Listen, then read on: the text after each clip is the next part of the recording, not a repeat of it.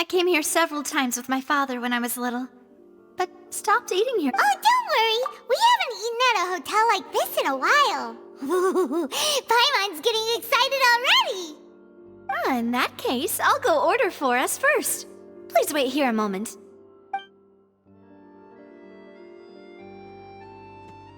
Ooh, everything looks so good. People in Fontaine sure know how to enjoy life. Why, of course. Go ahead, try whatever you like. If the food's good, I'll make a group reservation for the rest of Spina di Rosula next time. And if it's not? Well, then I'll still bring everyone. Albeit with only one dish per table. You, sure have your own way of doing things. Oh, we called this a farewell meal, but we could also treat it like a victory feast, right? We did just win that case after all. Oh, true. Very true. In that case, boss, we'll have another 2 dishes. Huh? Paimon didn't mean that you had to order even more food.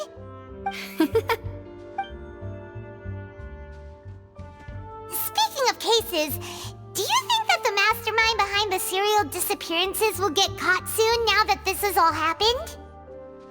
Well, we've certainly taken a big step forward, but I feel that's about it. We know that there's an organization that means to dissolve these young women, but we still don't know what they are really after. If it hadn't happened right in front of us, Paimon wouldn't have ever believed that a person could be dissolved like that. Right? Yet it was because this was such a preposterous notion that the investigation could never really move forward before. Ugh. If only that guy could have finished speaking! We were so close to hearing who was behind it.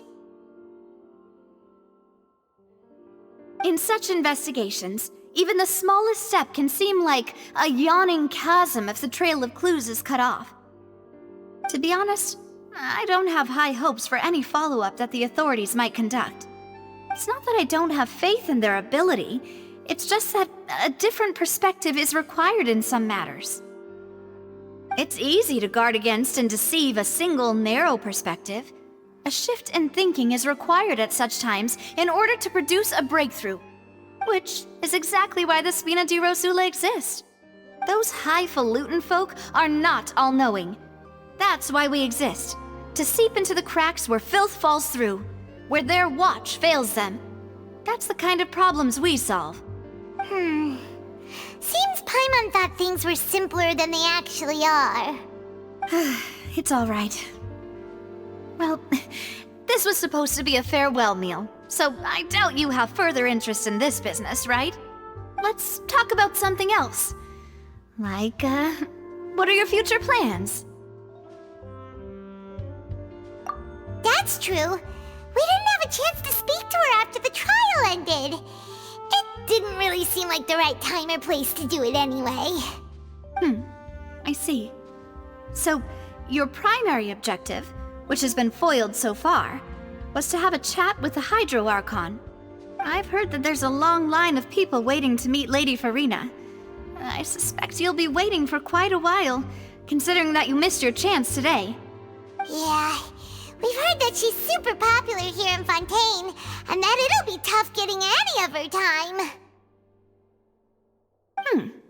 Well, would you consider some more, unique ways? Perhaps even methods of, let's say, questionable legality? Guess that's Spina di Rosula's full of sketchy ideas. Well, what did you have in mind? Well, one way would be to infiltrate a performance troupe at the Opera House, only to abandon your act at the play's climax and ask to speak to her after the performance. I'm sure Lady Farina would be eager to see the ending, and would agree in order to finish watching the play, don't you think? Could you suggest something a little more practical? This plan seems pretty hard to pull off. We'd have to go learn how to act, and acting's really hard. All right, here's another. Find a way to conceal yourselves under her bed, then wake her up in the dead of night and demand answers. Don't let her go back to sleep until she answers all your questions. I I can personally testify that this one works. When I'm sleepy, I'll do anything as long as I can finally get some sleep. That might work, but that's not really the problem. The problem is we don't want to get ourselves arrested. Ah, valid point. I overlooked that part. I was just thinking about leveraging a person's desire for sleep. All right, no more joking around. Perhaps you could... Oh, I don't know. Cut the line when she's on a break. You did defeat her in court, clearing citizens of hers from false accusations. False accusations she had nearly upheld personally. I imagine that she feels quite ashamed about the whole thing. You mean that if we catch her while she's on a break, she might be too embarrassed to refuse? Oh, that does make some sense. Why don't we give it a try after this meal? You know, strike while the iron is hot and all. Huh? Paimon, did you drink my Fanta? Was this your drink?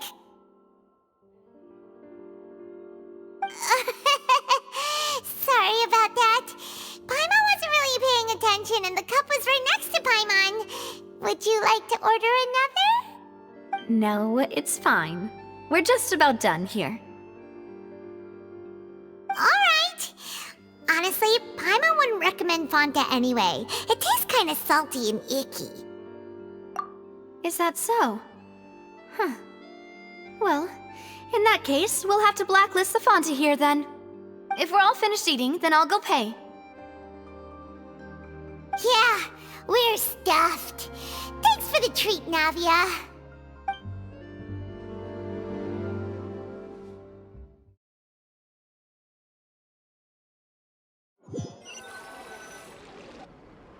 Oh, so full. Paimon can barely float anymore. Can't you see Paimon's barely an inch off the ground? Okay. As for expenses this month, we're left with... Hey, Navia! What are you doing over there? Oh, nothing. It was just a meal, you know? Nothing the Spina di Rosula can't cover. Let's get ready to try to meet the Hydro Archon again. Bye, Navia! So this is goodbye, huh? Well, if you do encounter any other trouble in Fontaine, you're always welcome to contact the Spina di Rosula. I'll give your requests the highest priority. In any case, I wish you smooth sailing. I'll see you again, partner. See ya!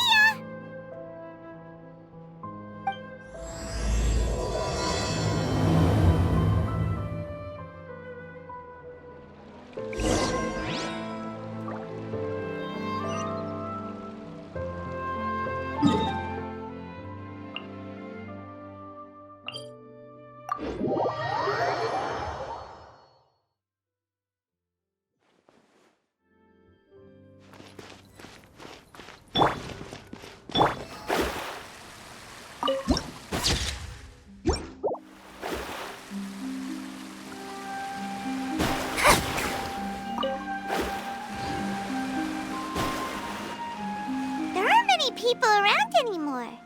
Looks like that boat we took to Araneas might have been the last one. Vache. Looks like we're back here again. Huh? Traveler? Are you hearing voices again? Ugh. That's kinda spooky. Are you sure we don't want to come back in the morning? Vache? Vache. Hey, why are you still walking towards it? There might be something nasty in the water. Huh? Hang on. Paimon can kinda hear a voice. It's calling for Vache, right?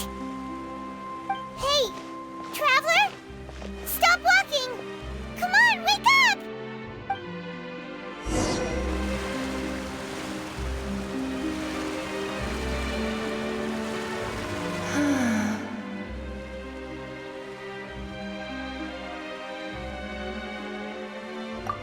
Vache! Are you... my dear Vache? No, wait. You seem to be someone else. Do you know Vache? Wait. Who am I? I'm very sorry. I fear I do not know. My memories feel like they have been washed away like a flood. So many fragments dissolved amidst the tide, never to be recovered. How much have I lost? How many things that I once held dear while on land have I since forgotten? Yes, that is what I was once. But now, I am but the consciousness of one who has lost their form. I do not know how I came to be like this either. I only vaguely remember being covered in light blue water, and then all grew dim.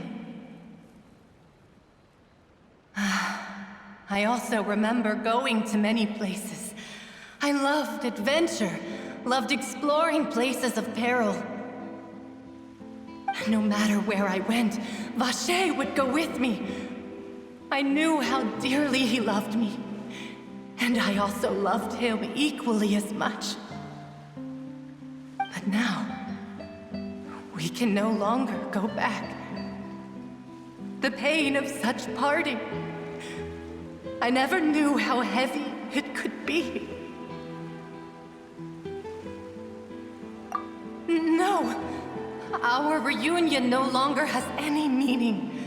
There is no way for us to create any new memories. The thought of me gives him no succor, so let it lie forgotten beneath the waters. If you meet Vache, tell him not to look for me. Tell him to move on. That is the only thing I still remember. Perhaps that is so. As I was submerged in the waters, losing consciousness, I saw Vache above the surface. His eyes were filled with such sorrow, such longing. If only I could have comforted him, told him that I did not suffer. Indeed, I had felt a great warmth. Is that what you call it? Dissolving? If anything, I consider it a form of release. It was a state of neither fear nor frenzy, with only an endless peace, like the water's still surface. I could also liken it to being a thirsty person who drinks water for the first time, and only then sees how they have lived for so long in a world of endless want and anxiety. I think I hear your companion. It's time for you to go, I think. Farewell, then. I am glad that you were able to sense my presence. Remember, if you see Vache, tell him not to seek me out any longer.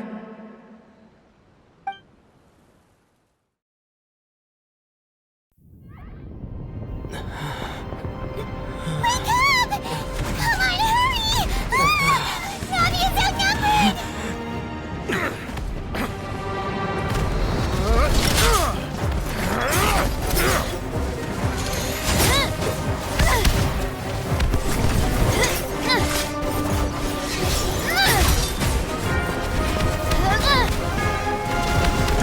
Look out!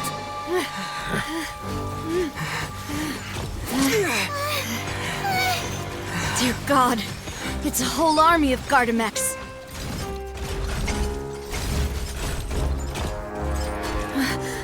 Chlorand?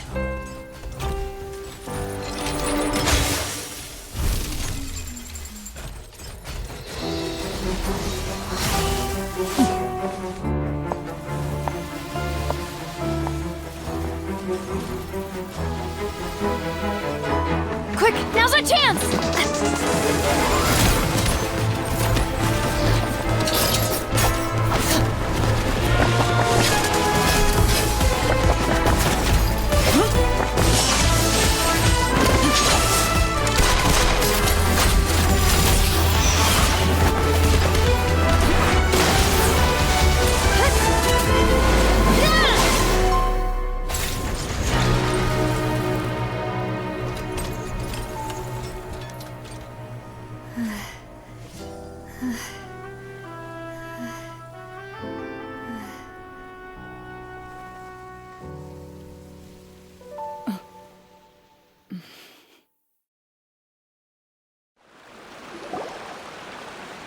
I should thank you for lending us your sword there, Clorand. But before I do so, could you explain how you managed to show up here?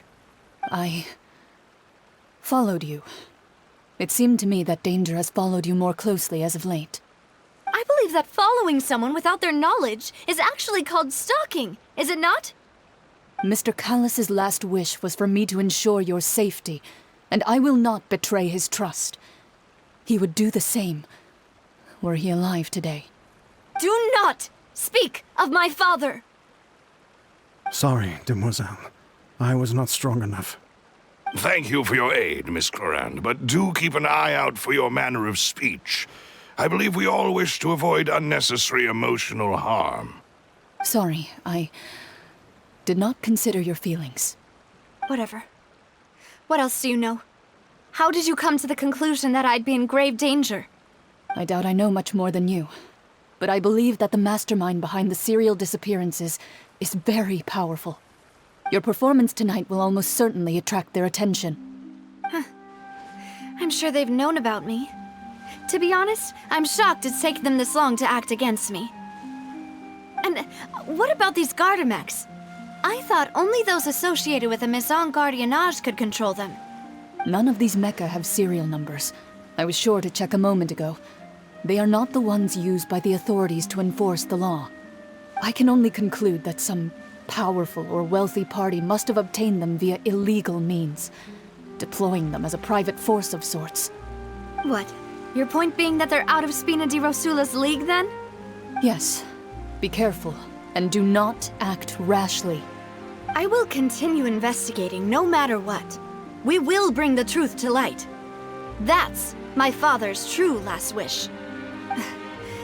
Regardless, thank you for your help today, Clorand.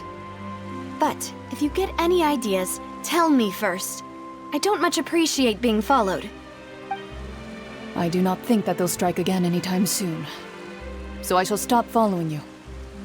Good day, all.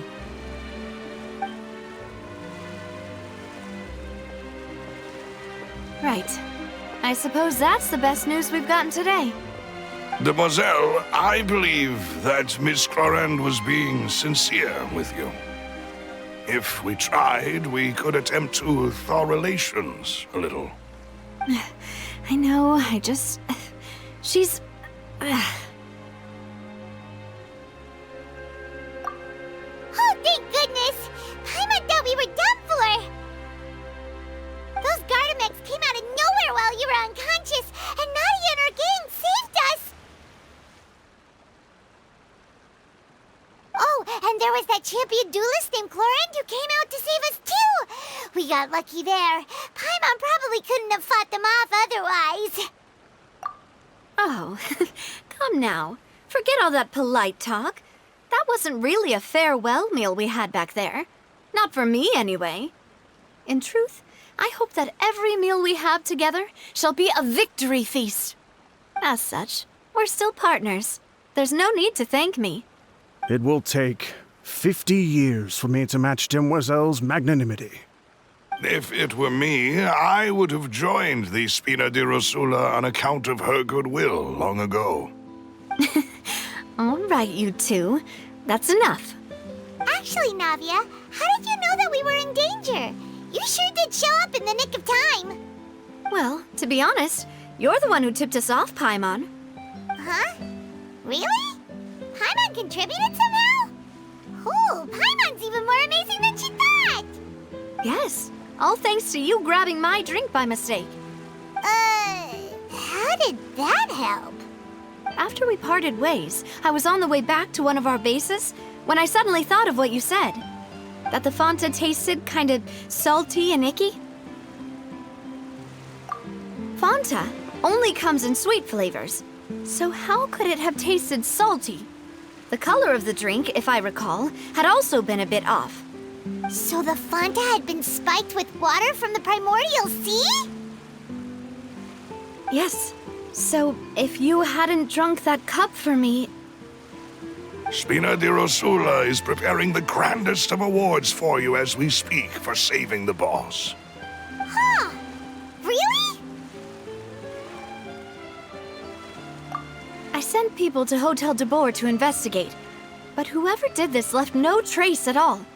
That's when I figured out that you might be in danger and hurried here as quickly as I could. But why would they go after us too? All we did was defend Linny in court and help clear his name. Ugh, now we're caught up in this mess too, aren't we? Well, you did foil a plan that they were probably pretty proud of, and almost got their name in the process. Speaking of which, did anything strange happen when you drank the primordial seawater? Well, it can't be a coincidence that the traveler fainted just now. He said that he heard that voice calling for Vache again. Oh, and this time Paimon heard it too, but it was real faint. Does that mean the primordial seawater raises someone's sensitivity to hydro when it's used on people who are not from Fontaine? That doesn't sound like too much of a bad thing, to be honest. New intel? While you were out cold? Well, let's hear it, shall we? Oh, that is important. Vache. That name doesn't ring a bell. I suppose he hasn't stepped forward as a witness in court lately. Since he saw that young woman dissolve, he was at least at the crime scene. But he never gave testimony or any information regarding people dissolving in the primordial seawater. Could he have been threatened? Yes, thank you. This is very important information indeed.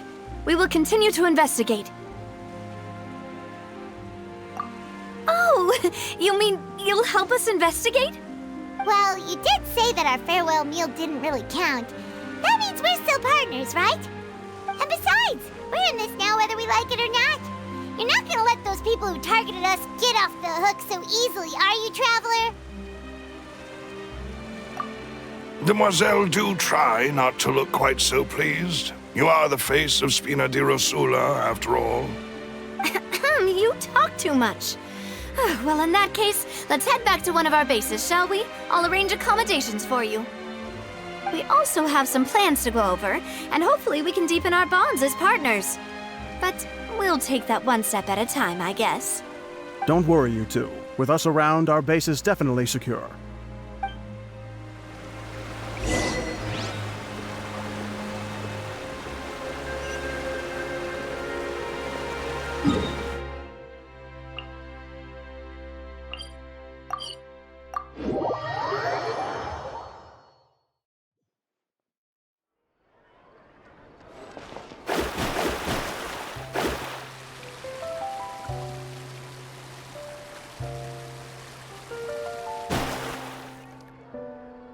It's right up ahead, but let's make sure we weren't followed first.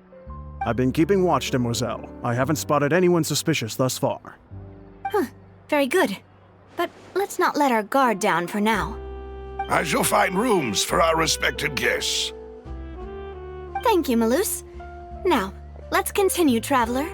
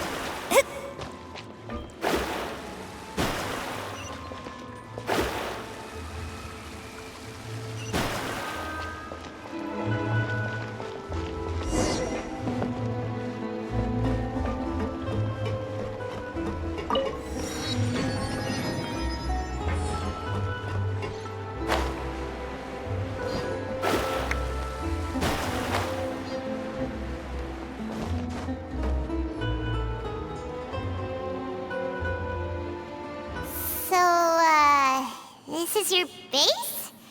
It's not quite what Paimon imagined. Your accommodations have been arranged. Under the present circumstances, I can confidently say it's the best we have. Well, our funds have been a little tight lately. After all, we don't allow illegal or unethical profiteering. In fact, our funds often come from citizenry who support us. Seems like it's tough times for everyone. But if you have the support of the people, that does sound like it's worth it. To be honest, our financial situation was a lot better back when my father was in charge a few years ago. I'm afraid I'm not quite his equal. Your father... He was the previous boss of Spina di Rosula, right? How did he... Demoiselle, if you'll allow me to explain. No. I'll explain it myself. I suppose I couldn't run from this topic forever.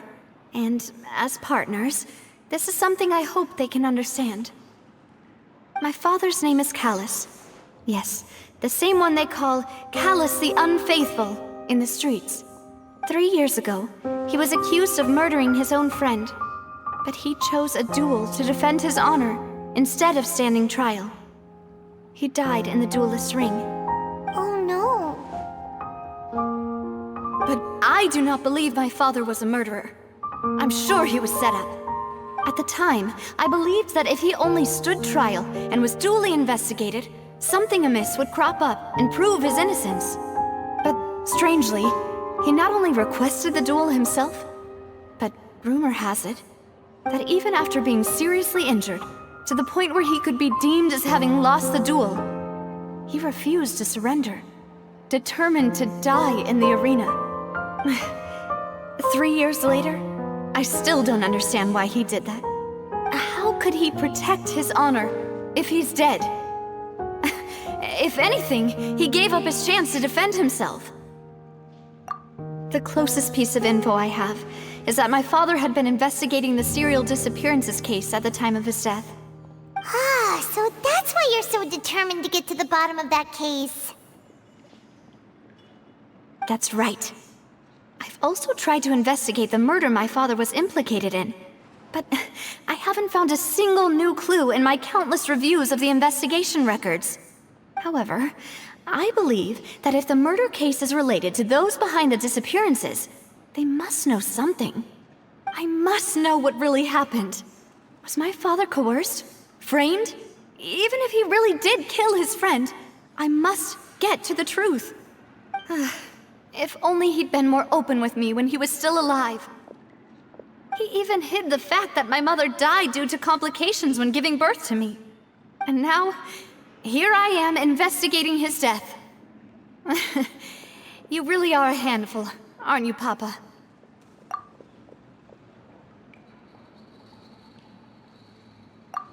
Demoiselle, please, if there is anything I can do, anything at all. I also will never believe that Master Callus murdered anyone. There are none whom I respect more than the two of you, Demoiselle. Master Callus did so much good in life, yet all it took was one murder case for him to be dubbed Callus the Unfaithful. Even our supporters decreased greatly due to that incident, hence our strained finances at present.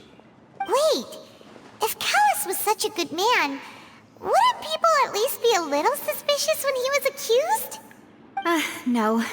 Perhaps people just revel in that kind of drama. It's not something exclusive to people from Fontaine, really. Everyone's like that.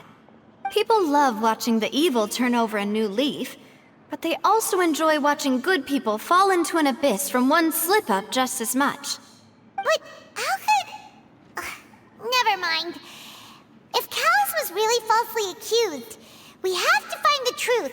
He didn't deserve to have that happen to him. There is one other thing. Master Callus's opponent in the duel was Ms. Clorand. Oh, her? Well, then, isn't that as good as saying that she was the one who killed him? Yeah, that's not the sort of thing that you can just let go and move on from. Miss Clorand has always placed great emphasis on the honorable nature of the duel. If her opponent doesn't yield, she will not stop either. She knew Master Callus beforehand and greatly respected him, but seeing how he was resolute in the arena, there was only ever one choice she could have made. It's not that I don't understand her at all, but I just can't deal with this yet. Don't worry, Navia. Paimon knows how you feel. You don't have to force yourself to do that. Afterward, Miss Clorand told us that at the start of the duel, Master Callus requested that she ensure Demoiselle Navia's safety. Yes, that is our understanding as well. Oh, Papa. What madness drove you to ask the person who killed you to take care of me? All right, anyway, that's the information I wanted to share with you. Even if it did sound like I was just complaining towards the end. Thanks. You two should go and rest.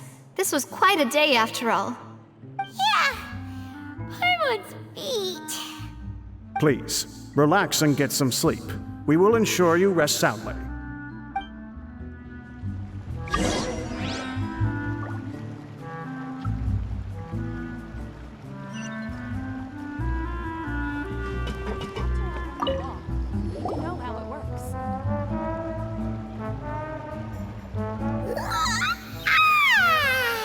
Paimon slept so well. This place feels almost too safe. Huh? Navia? Where did the other two go? I sent them back to Poisson. It's Spina de Rosula's place of origin, and where we have our headquarters. There's not much for them to do here at the moment. Paimon gets the feeling that you're just trying to get them off your back. But never mind that. When did you get back? Were you waiting here the whole time? No, I just returned after going out for a while. I did some investigating yesterday regarding the name Vache. Wait, so you didn't sleep at all? How could I after having such critical new evidence appear? Guess Paimon wasn't speaking for everyone just now, huh? Unfortunately, this name seems to have been wiped from existence. It doesn't seem to have a match anywhere. I suspect that those behind this have already taken steps to hinder an investigation from this angle. But that does prove that this Vache person is a key witness in the incident. Does that mean we're too late, though? No. There is one ray of hope. One place in Fontaine that they would find almost impossible to threaten, no matter how much they wanted to. And that is the archives kept by Chief Justice Neuvillette. A place where detailed files on all the cases in recent years are kept. If the Oceanette you met is one of the young women who went missing recently, we should be able to find some related information there. So Neuvillette maintains an archive of case files? Whew, guess that's the hard-working Chief Justice for you. In that case, let's go talk to him, shall we? Aren't you coming along, Navia? Did you get tired? No, it's nothing. Let's go see the Honorable Chief Justice.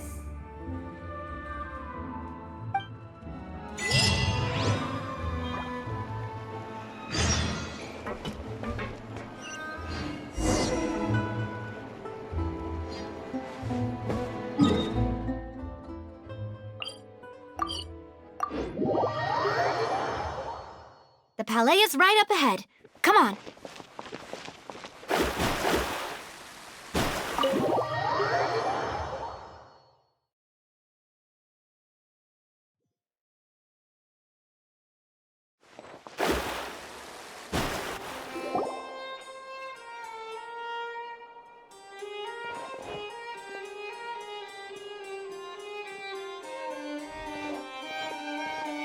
Halt! Please state your business here. The Chief Justice is presently occupied with official matters.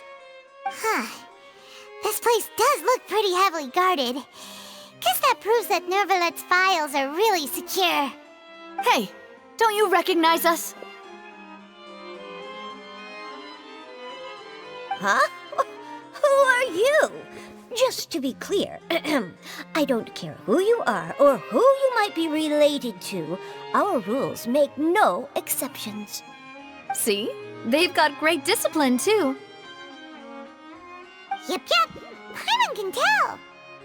If you're here just to crack jokes, I can point you towards the exit. Unlike some, we're busy, so please leave if you don't have a reason to be here. No. What I meant to say is, shouldn't you remember us from a few days ago? We were at the trial of the great magician Linny. Oh, yes, I remember. I read about it in the Steambird. You must be Linny's attorneys. It's all coming back to me now. We're here today to report and archive some information on a follow-up case. Huh, is that even a thing? Of course. Don't worry. We're here on official business. You can trust us. All right then, I'll let you through. The Chief Justice is just inside. Thanks so much.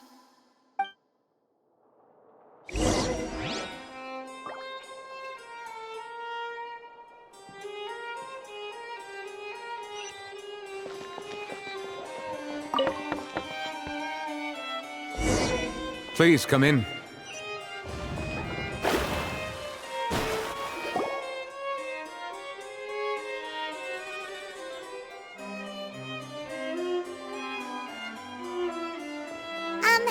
Sorry to barge in, Monsieur Nervalet.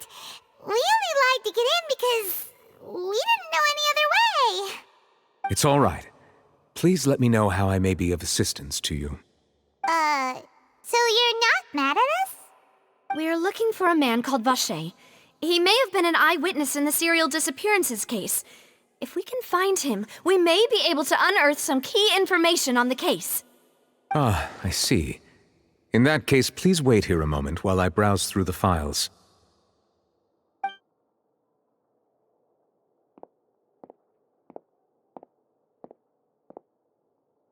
Who knew that Nervalet would be so easy to talk to?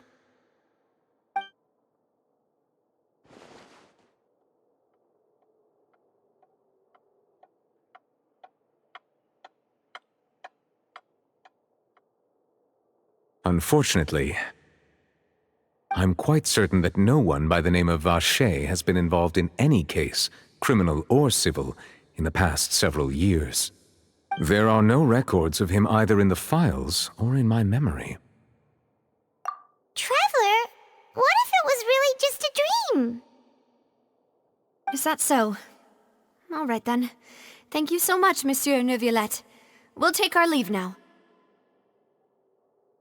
Ahem.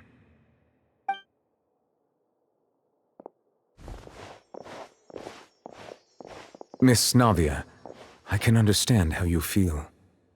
Your father, Callus, was a truly exceptional man. We deeply regret his passing.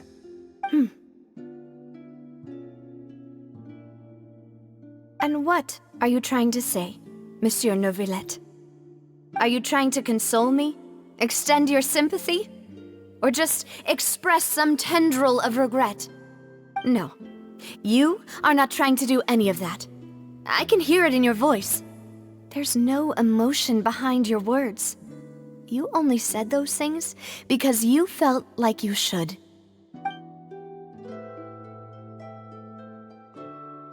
It's just like last time. After my father took his place in the duelist ring, I pushed through the guards to talk to you as a last resort. You even told me then that you thought there was something fishy with the case, yet you still allowed the duel to go ahead. In your eyes, the value of a human life is nothing compared to those cold laws you hold so dear. If you truly regret my father's death, then why didn't you call a stop to the duel? Why didn't you give me the power to stop him from throwing his life away? Why did you just let him die, despised and hated by all? Everything was hanging on a thread at that moment. Just the tiniest effort could have changed everything. There are still so many things I never got to tell him. So many questions he still owes me answers to. If you really have no heart, then just look me in the eyes. I, Navia, will show you the true meaning of regret. I'm sorry, Miss Navia. You and my father are truly alike. You keep all kinds of things in your heart and never say a word to anyone. It's not so much that you can't feel, but that you would never express anything. Oh well. In any case, everyone already knows full well the apathy of the Chief Justice. My apologies for taking my emotions out on you, Monsieur Chief Justice. Let's go, Traveler and Paimon.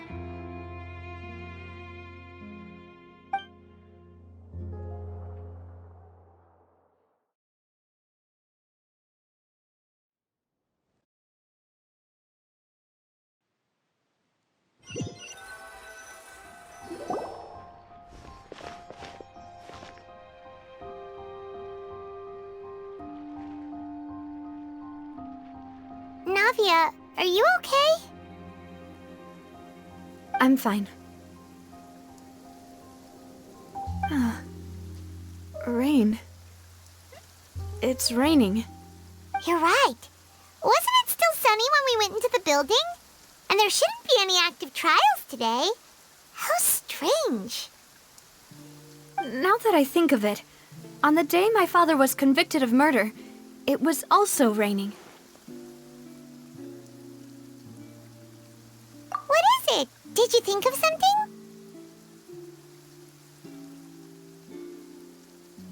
Yeah, he was outside. It was uncovered and the rain could fall there. Why? Do you think the rain could have affected the crime scene? That thought has occurred to us before. We've even expanded the search area to try to account for that, but didn't find anything of value. Oh? Wait. You don't mean... So you're saying that the true murderer could have been turned into water and then got washed away with the rain? Yeah, and if that's what had happened, then no one would have believed your dad, even if he explained what he saw to the authorities. I really think I found a true genius for a partner. You're completely right. How did I not connect the dots earlier? All right, let's go to Poisson. With this new lead in mind, we'll get to the bottom of my father's case for sure. Yeah, we're gonna make progress for sure this time. Do you want to go with me now? Or do you want to head over by yourself later?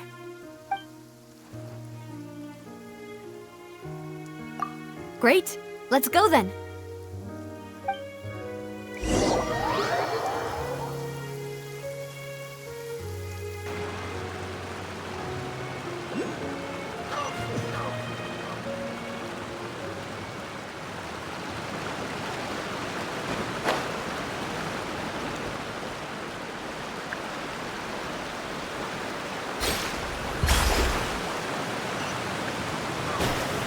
Scribe,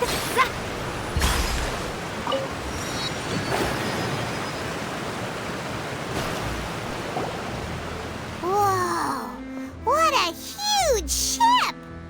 Why would a ship be anchored at a place like this?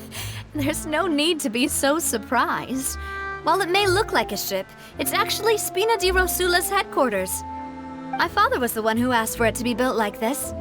Perhaps our taste in exterior design is the only thing we occasionally had in common. A gigantic and glamorous ship embodies discovery, opportunity, ambition, and conquest. It symbolizes Spina di Rosula's bright and limitless future. And Paimon thought you were bluffing when you said Spina di Rosula had a glorious past. Paimon was confused why a group with such a history would live in the sewers. But now that Paimon has seen this ship for herself, she's been convinced. Well, Poisson is where Spina di Rosula began, after all. It's our main base, our home.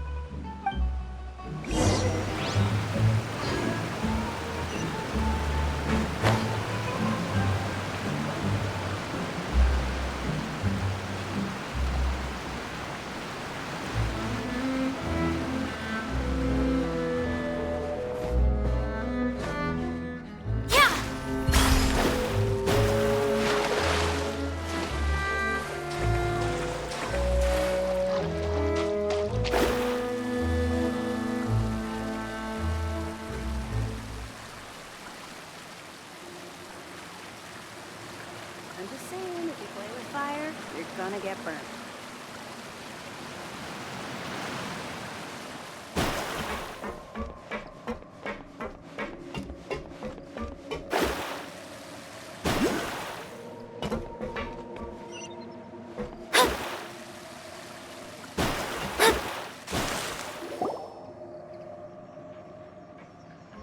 Maloose, we're back! Apologies for the wait, demoiselle, and our most important partners. You said before that you still had some business at the court. What brings you back to Poisson so quickly? About that. It's because my partner here reminded me of something really important. You see, what if my father's case had something to do with water from the primordial sea? You still remember, right, Maloose? On that night, it was raining? Yes, the case was quite similar to that of Mr. Linney's. Both were what you'd call impossible murders. Could you tell us a bit more about what happened before? Yeah, of course. Many years ago, something called synth began to gain popularity in Poisson. At a glance, it was a kind of drink that could excite your mood and produce many pleasant hallucinations. Wait! Didn't that guard guy who turned into water also mention that the primordial water could be used to produce some kind of potion? Yes, he did. Considering what we know now, it's almost certain that synth is created using water from the primordial sea. If you drink synth for an extended amount of time, you'll suffer many side effects, such as losing the ability to focus or control your emotions. And if you were to stop drinking it completely, you'll experience flashes of paranoia and anxiety while lacking energy to do anything. It's an extremely dangerous substance. As he oversaw Poisson, my father was compelled to put a stop to synth abuse and called for a complete ban of it. Boss's uncompromising attitude incurred the synth vendor's wrath, but no matter how much they threatened or bribed him, he refused to yield. Not only that, Boss became determined to find the mastermind behind the synth operation and put an end to the problem once and for all. Yes, but the enemy was very cunning. So he could never get anything out of the dealers, all of whom only sold the stuff and weren't privy to the rest of the operation. Recognizing that, my father decided to contact the dealers in secret and cultivate personal relationships with them.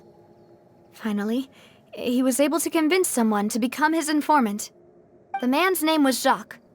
He felt greatly ashamed about his work after seeing many families destroyed by synth abuse. That night, my father hosted a banquet at his countryside estate.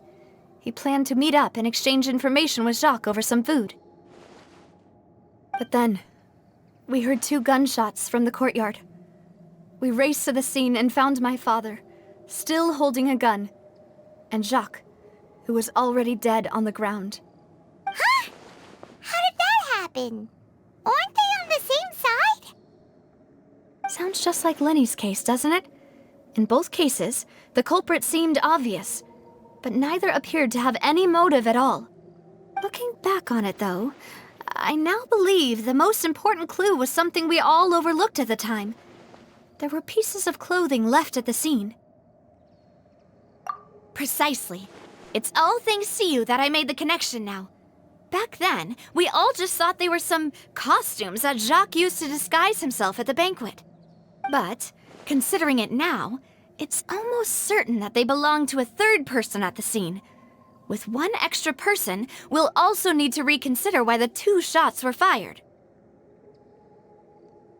You're right. We still don't know what happened.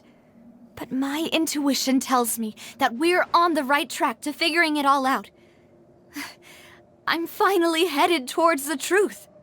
Jacques was an empathetic man who was infinitely remorseful for his past actions. It's unlikely that he turned on Boss with 0 warning. I think this third person is probably the key to the full truth. On that note, however, even though this will not please you, demoiselle, as your and your father's butler, I must still offer a word of warning. Our opponent is insidious and cruel. They are extremely difficult to deal with, and Boss has already lost his life trying to bring them to justice. Even though Spina de Rosula has lost most of its former glory, Poisson has welcomed a new time of peace, and we have been allowed to live out our lives. There is no need to follow your father's path. It would be both wise and in line with Boss's wishes to step back and give up on the case. If that's indeed what he wished for, then he should have told me that himself. Was I not the closest person to him? And yet, I was the one most kept in the dark. What was the point of him dying without sharing any of the secrets he knew? Did he manage to protect anything in the end? Synth is still here. Callus the Unfaithful is still his epithet. And Spina di Rosula is barely getting by. Nothing has changed. Did he think I'd just accept his meaningless death and live out my life just as meaninglessly? I've never accepted that, ever. Not since that day, and certainly not now. I want to find out the real answer for everyone's sake. For the missing girls, for the victims, and for myself. Navia. This is indeed the best moment to act. Your partner appears to be quite reliable, and more importantly, Demoiselle, I think you're also ready to take this on. So you do know something else, Malus? Yes, I do. In fact, even before that banquet, Boss already knew of the connection between Synth and the serial disappearances case. But what drove all the tensions to the boiling point was the revelation that you, Demoiselle, had been selected as the next target to disappear. What? Boss also didn't tell you that he had been diagnosed with a rare illness. The doctors told him that he had no more than 5 years left to live. And the serial disappearances case caused him great anxiety. 5 years was nowhere near enough time to resolve this long-standing conflict, but once he passed away, all the danger would pass on to you. Knowing all of this, he decided to use one final intimidation tactic before his death. He claimed to have already gotten his hands on some key incriminating evidence for the other side, and even told some members of Spina de Rosula about the details. But as long as you remained safe, he would not share the evidence with the public. If something were to happen to you, then he and all those he told would immediately expose all they knew about Synth and the disappeared victims. Right, so nobody would be able to get off scot-free. As we've seen, Boss's tactic has worked. Even though Boss has been gone for a long time, the other side has not tried to take Demoiselle's life. No, I don't believe it. He never appeared to look sick to me. No father wants their daughter to see them weak and haggard, especially someone as proud as Boss. To him, dying in a duel and suffering lasting dishonor as the Unfaithful were still far preferable than losing face in front of his daughter. So he chose to die in silence, so that he could protect me. I'm afraid you're not understanding this correctly, Demoiselle. What Boss wanted to hand to you was not a parasol, but a sword. If Boss's spirit could hear you telling me that you want to find the answer for the sake of everyone involved, I'm sure he'd be extremely proud. That fool. Couldn't he have just given it to me straight? No. He might have set up everything precisely because he never thought I'd be able to understand him. Is that the amount of confidence he had in me? And what if I was never able to make it to where I am now? Yeah. I suppose that's true. With the way he'd set things up, if I had wanted, I could have just lived out my life without a care in the world. But thankfully, he rarely talked to me about complex matters, and thus understood little of me as a person. In this case, he really didn't need to give me an easy way out. Malus, what was the key evidence that he shared with you? It's the location where synth is produced. Essentially, it's the enemy's headquarters. When he was threatening the enemy, Boss didn't share the specifics of the incriminating evidence he found. But if you want to use it against the enemy, you'll still have to take several things into consideration. Why? If we know where the place is, can't we just go storming in? You mustn't forget that we're fighting against a mysterious and dangerous organization that's been in operation for decades. There's no telling what might be lying in wait at their headquarters. We also have no idea what kind of evidence we may be able to find inside, nor what people we may be able to capture. But a single visit to their headquarters would be tantamount to a formal declaration of war. The worst case would be that we leave empty-handed, but also open ourselves up to full retaliation. Then, in that case, why not work with the Fontaine authorities? Well, you saw one of them dissolve during Mr. Linney's case. We have no idea just how thoroughly they may have been infiltrated. Huh. That's true. Seems my father really had no choice. But things are different now. It should be a lot easier to prove the other side's guilt, now that we've connected Synth with the disappearances case. You sound like you've put a lot of thought into this, Malus. I am the butler, after all. I live but to serve the boss and Demoiselle's will. I've always been willing to take on any kind of risk for your sake. But considering my relative lack of ability, I've spent my time keeping secrets, performing basic investigations, and waiting for the right time to come. Thank you for all of that, Malus. Have you discovered anything new in the past few years? Let me think. One conclusion I came to was that the enemy must be quite familiar with Spina di Rosula, or at least have an informant planted here. When I announced orders to the organization's members on Demoiselle's behalf, I used to deliberately keep a few people in the dark and observe the reactions of the synth vendors. If the vendors didn't change their plans, then the individuals informed of our orders must be innocent. If the vendors packed up and fled, however, then someone must have given them the news. After several rounds of testing and investigative tracing, I've narrowed the suspect list down to 3 people. The first is Florent, Spina di Rosula's senior advisor. Huh? Florent? Yes, surprising, isn't it? He was one of the people Boss trusted the most, which also means that he was someone who understood Boss really well. Thanks to his position within Boss's innermost circle, he always knew our upcoming plans and could thus avoid capture this whole time. There's someone else like him too. Marcel, the head of Confrérie of Cabrières. Uncle Marcel. It's a guild in Poisson.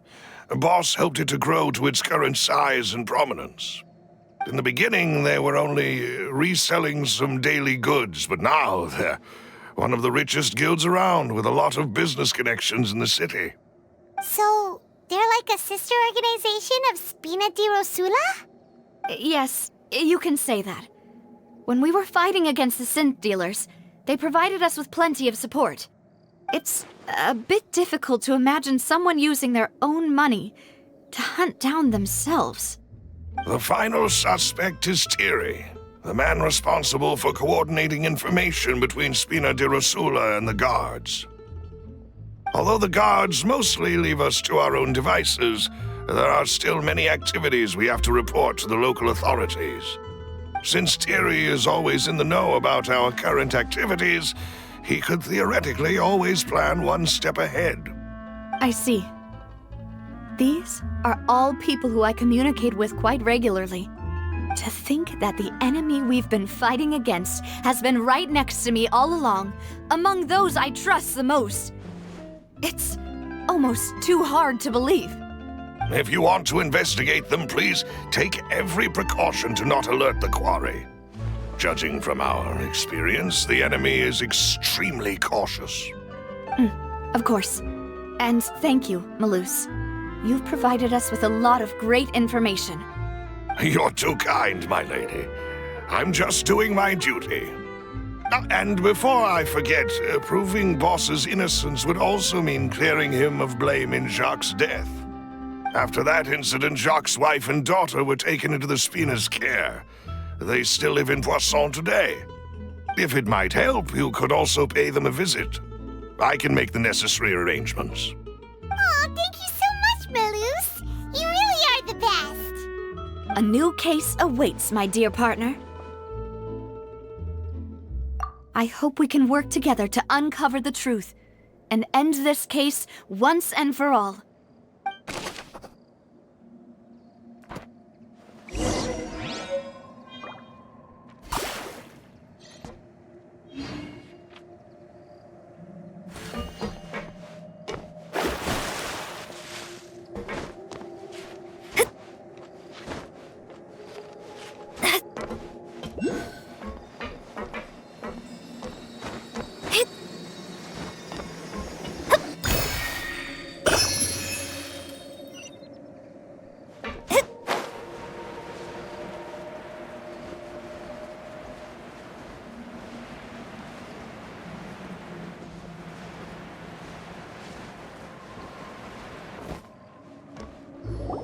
It is settled, then.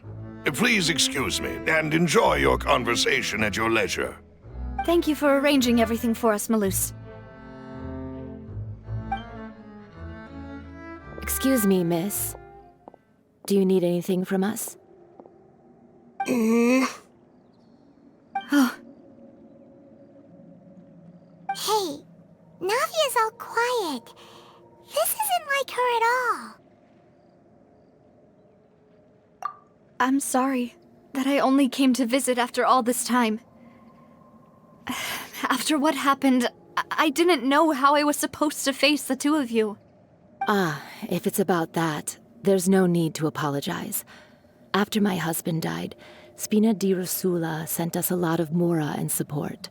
I understood your guilt and apology to be genuine. But aren't all of those things nothing compared to the loss of Jacques? I can understand the kind of pain that comes with losing a father so needlessly. You don't understand at all. I didn't know how to face you, because I didn't know what I could possibly bring as a consolation gift. I know only the full truth could bring closure to you, and to all of us. I'm sorry. I appreciate the sentiment, but you don't have to carry all that guilt. On the matter regarding my husband, my daughter and I have more or less found our answer already. Would you mind sharing it with me? I really can't believe that my father could ever bring himself to shoot Jacques. I always knew that my husband's money was earned through others' suffering. He told me countless times that if he could turn back the clock, he would never go into the synth business again. He had many regrets, and felt that he took the idea of providing for his family too literally. For the longest time, he thought mora was everything. So when Mr. Callis came to him with a proposal, he accepted it almost immediately. He tried to be as careful as he could, but even so, he was still found out by the higher-ups. They found out about his betrayal? Papa didn't say that exactly, but Papa did tell me that I should never be ungrateful. Before he left that day, he told me that he had no choice. It was only later that I realized it was his final farewell to the two of us. I don't know that for sure, but you could say that's the conclusion I eventually came to. Which is why I'm the one who should feel guilty. Callis had always taken great care of us, both when he was still alive and after he passed away. Even if he fired the shot that killed my husband, it was likely in self-defense. It is impossible for me to hate him for what he had done. But Mama, why is Papa still the bad guy if he did the right thing? Papa always wanted to be a good man, so why did he have to do a bad thing in the end? Well, things aren't always as they seem. You still feel like your papa was a good man, right? Yeah, Papa was a really good man. The best in the whole world. Then you should hold on to that. If a good man had to do a bad thing, then he must have had his reasons. Regardless of whether he left you a parasol or a sword. He must have done so to give you a better life. Oh. Thank you for everything you've told me. I will definitely find the truth. The current state of things is not something I'm willing to just sit back and accept. Thank you. I'm very grateful to hear this from you. Even though your personality is quite different from your father's, your determination when you speak is really similar. You really think so? That's the first time anyone said that to me.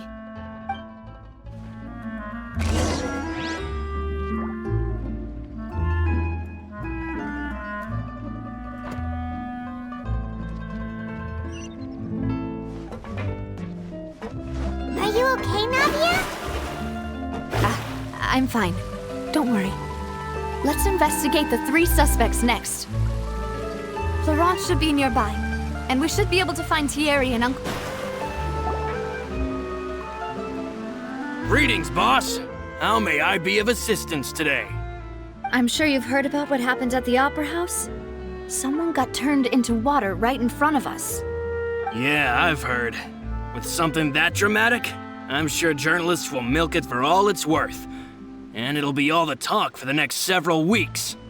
It also reminded me, on the day that the incident happened with my father, it was raining outside, and we found some clothes left at the scene. After my partner here put the dots together for me, I feel like we should try to reopen his case. Can you do me a favor and try to recall what happened that night? Let me think. Mr. Callis was feeling pretty upbeat that day. So he was drinking and bantering away with us at the table. After that, he told us that he wanted to go get some fresh air. So we let him go without thinking much of it. Who knew that we would hear 2 gunshots ring out right after? My first reaction was that Mr. Callis's life was in danger. So I grabbed my holster and made a mad dash toward the scene. But when I got there, it was already too late. Mr. Callis was standing over a dead body with a gun in his hands. All we could do was look back and forth at each other, not knowing what to say. So you also remember 2 gunshots then? Indeed. The guard said that the first shot didn't hit anyone, while the second killed Jacques. But I've never really bought that explanation. Reason being, Mr. Callis had left his gun on the table. I even made sure to confirm that before running to the scene. But according to the guards, that doesn't mean he couldn't have had other guns on his person. About the clothes left at the scene that you mentioned, do you think there was a 3rd person there who was turned into water?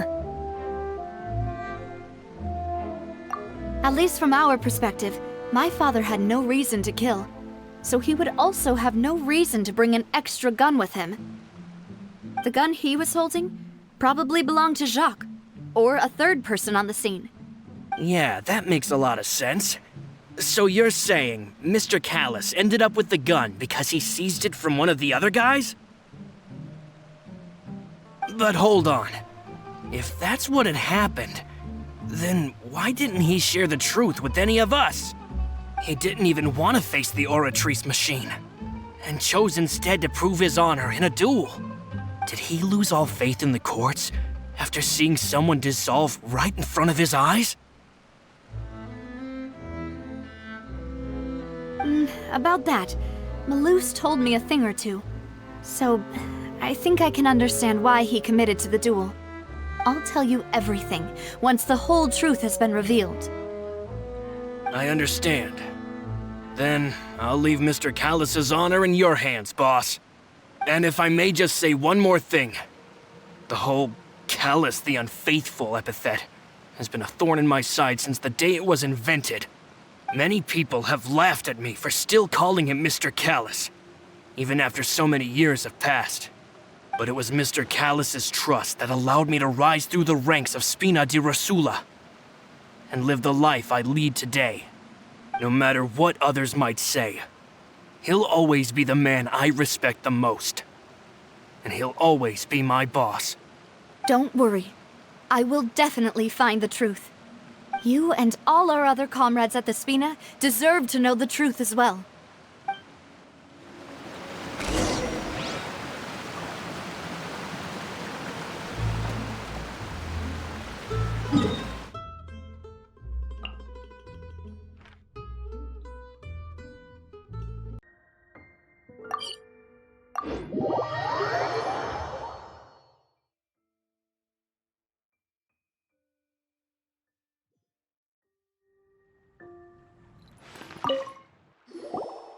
Hey, Thierry, it's me. Oh, now, what brings you here, Miss Navia? I've heard that you made quite the name for yourself at the Opera House. Oh, so you've got news of that already. Oh, okay. Hey, I'm also a member of the Guards, you know. The way you make it sound, people would think I was sent off to Poisson because I had done something wrong. Are you sure there isn't a little bit of truth in that? Under normal circumstances, shouldn't you have been called back to the city already? I mean, where I work is really up to me. Let's just say I enjoy the ambiance of Poisson. Callus did a fantastic job running the town, building Spina di Rosula from the ground up and clearing many obstructions in my way. It would be next to impossible for me to find a similarly easy but high-paying job in the city. Anyway, enough chit-chat. Are these two friends of yours? You, here for some formal business?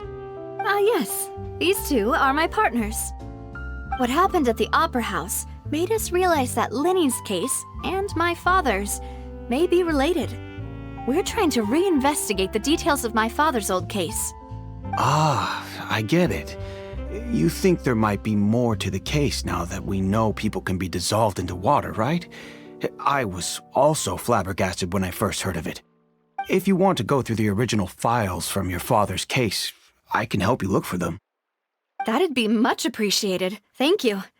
Actually, I have another question. Do you have the authority to dispatch Gardamex? Of course. Without them, I couldn't possibly handle Poisson on my own. Why do you ask? We definitely can't use them to forcefully get more evidence for your father's case. Well, you see, just recently, we were attacked by a horde of unnumbered Gardamex in the city. So, if you hypothetically wanted to do something against me, all you would need to do is get rid of the mecha serial numbers and send them after me. Then you think too highly of my abilities. Dispatching mecha is very different from controlling them. If I had to make an analogy, when you order a dish, the chef will make it for you. You can ask the chef to cook, but not to massage your shoulders or carry your baggage. If you try to make unreasonable demands, the chef would just think you're out of your mind and ignore you completely. The same goes for me and my Gardamex. Removing a serial number is also not as easy as you might think. There are a lot of complex steps to it, and it's almost impossible to keep it a secret.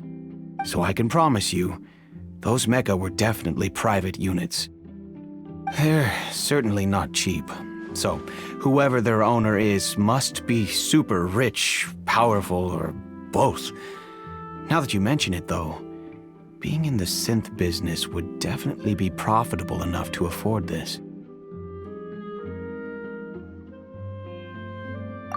Oh, then you're officially in the clear, Thierry. Oh, well, thank you for the vote of confidence, Navia. Jokes aside, I'd like to wish you all the best with your investigation. I'll be staying in the city for a little while, so just come find me if you need any support from the guards.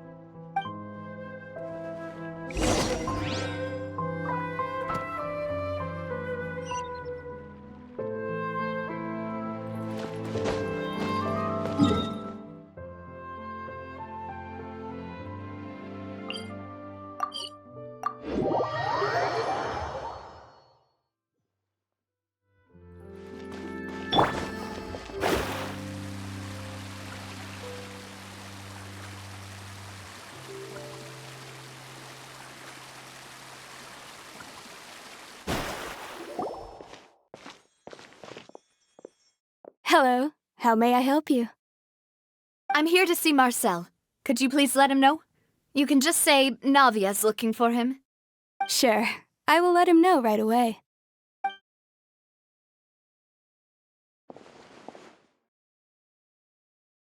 Navia, hello. Sorry to keep you waiting. I'm not as young as I used to be, so my legs are giving out a bit. Oh, it's all right, Uncle Marcel. There's no need to stress. I just wanted to talk to you briefly about what happened in the Opera House. I'm sure you saw everything too, right? Yes, I've never seen anything so strange. Oh, you were at the Opera House too? That's right. I went there with Navia to see the magic show. Who knew it would turn into a whole murder mystery? I also witnessed your marvelous sleuthing work. Quite impressive. To beat the Hydro Archon at her own game on her own turf, I can already imagine everyone in Fontaine discussing your exploits over a few glasses of wine. Oh, Paimon doesn't want to become the talk of drunkards. Apologies. It's just how Fontaine is as a nation. Everyone loves drama and theatrics. Uncle Marcel, you've also noticed that other thing, right? The fact that humans can dissolve in water? Yes, I was reminded of your father's case right away. Is that what you're investigating now? Exactly. I still don't have much solid proof, but I can sense that the other side has already begun to act. Oh, and what makes you say that? We were attacked on Araneus by some unnumbered Gardamex. And there was also an attempt to get me to drink water from the primordial sea. If not for the vigilance of my partner, I probably wouldn't even be here talking to you right now. Oh, you're giving us too much credit. Wasn't it you who protected us? Alas, it seems things are heating up again. The peace that Callus sought so dearly will soon become a thing of the past. But rest assured, Navia, Poisson will always remain a safe haven for you. If you're scared, you can always return there. If anyone dares to lay their hands on you there, the Confrérie of Cabrières will use its funds to the last Mora to bring them to justice. Thank you, Uncle Marcel. But I don't intend to go into hiding. I'm going to strike while the iron's hot. Do you have any new thoughts on my father's case? About that. Sorry, my age is catching up with me, so it'll take me a while to recall my memory.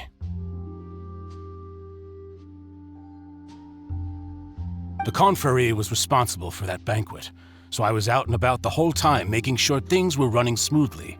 I didn't even have the time to drink with the guests. Then I heard the sound of a gunshot, and the rest was history. Oh, it's okay. No need to push yourself. We'll ask around some more, see if there are any valuable clues elsewhere. Sounds good. Just let me know if you ever need Mora. All my wealth comes from Callus's patronage and support. I'll spend however much it takes to clear his name.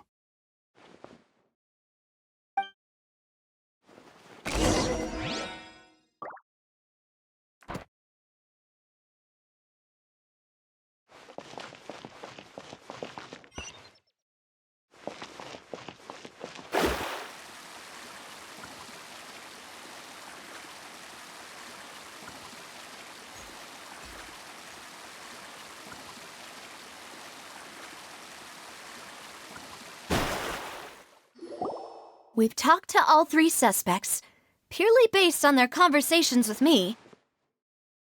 None of them sounded particularly suspicious.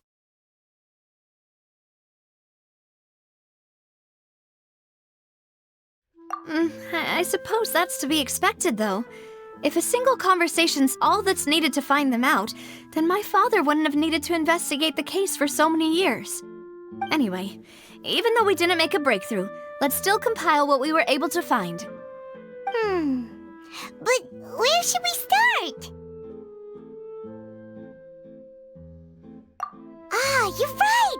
Flora mentioned that Callus probably only ended up with the gun because of circumstance. That makes sense. According to Jacques' family members, he already told them that he had been discovered, and that he had no choice before he left home that day. If I had to guess, he probably received an order from the synth boss to kill my father. Had he refused, he and his family's lives would have been forfeit. So, Jacques fired the first shot?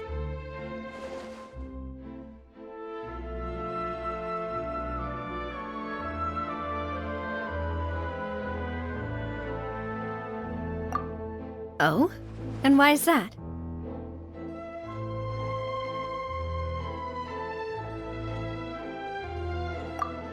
Ooh, that's a good point. Jacques probably already knew that he was just being used as a tool for murder. And once he had completed his mission, he'd be of no more use to his boss. So, what would make more sense from his perspective would be to turn his back on the order and seek protection from my father. Makes sense. But without evidence, that's still just a theory. Besides Jacques, the attack from the Gardamex has been bothering me quite a bit as well. It's obvious that our enemy has become more antsy after the secret of the primordial seawater was revealed. Do you think he knew, even then, that we'd follow this lead to the end? Given everything that's happened since, it's quite possible. But who among the 3 suspects would have the ability to control privately owned Gardamex?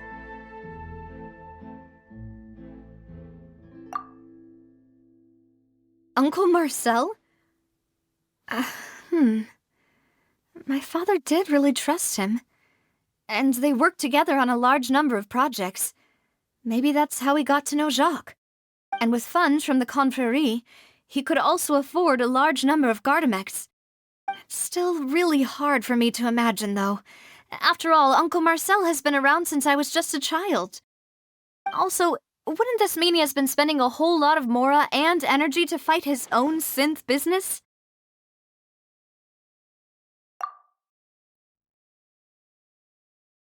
Florent? It is true that he was closest to my father, and thus had the best chance of learning about his dealings with Jacques. But as Spina di Rosula's advisor, his work mostly deals with personnel and security, so he shouldn't have much means when it comes to finances. So you're saying he's too broke to afford a mecha army? Exactly. He can't. And even if he could, I don't think he would be able to dispatch a whole group so quickly.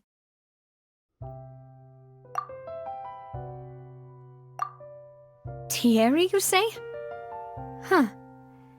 It is possible that he's figured out a way to convert the Gardamex for personal use. But I didn't feel like he was lying when he was talking to us about the mecha. I also don't think he'd be able to keep that kind of tampering under wraps. Yeah, had he actually tampered with the mecha, we'd be able to prove it with a simple check of the guard's inventory.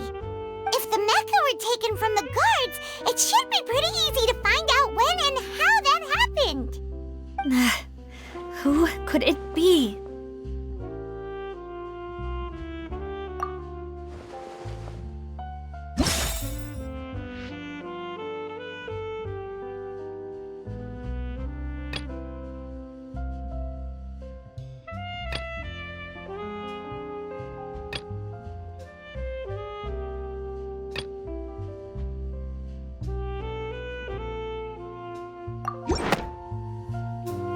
You know, if you think everything through, Uncle Marcel is indeed the most suspicious of them all.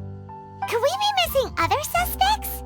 Malus didn't know about the people turning into water thing when he narrowed it down to these 3, did he? Malus has always been very reliable, and his judgment of others' trustworthiness has been fair and well considered. When he laid out his case for the three, the rationale he gave me made a lot of sense as well. The suspect is knowledgeable about the Spina's internal affairs, has the means to dispatch Mecha to assassinate us, and possesses significant intellect and foresight. Even if I don't want to believe it, I'm starting to see how things could all tie back to Uncle Marcel. Well, we still have another trump card on top of all the theorizing and speculating.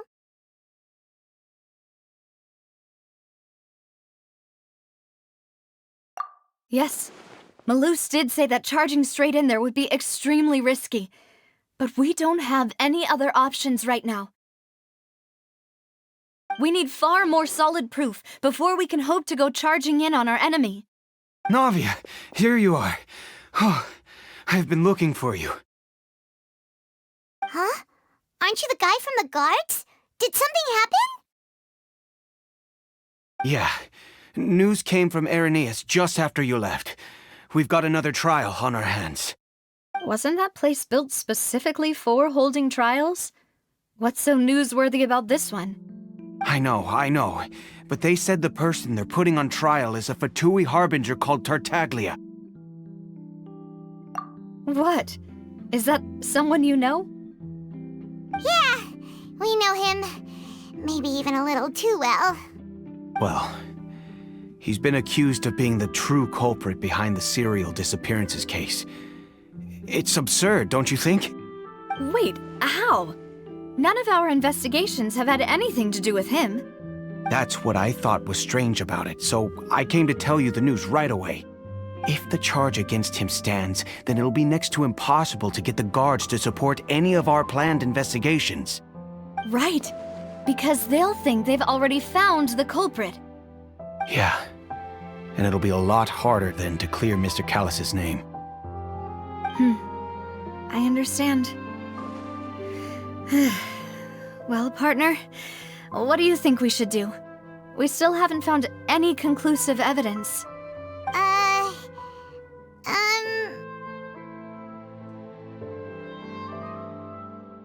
Huh? Split up? What do you mean?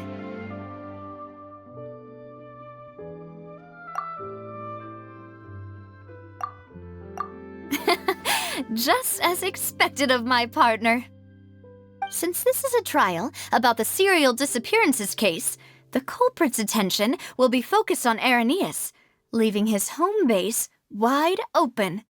You're right. This is our best opportunity. All right then, let's do this. I'll stall them at the Opera House and charge Marcel as the true culprit. I won't have any chance of making that charge stick, though, unless we find more evidence. It'll be up to you to make it back in time and hand the decisive evidence to me. We'll help you, just like you helped us in Linny's trial. Demoiselle, please allow us to accompany you. I'm ready. Ah, Malus, Silver, when did you two get here?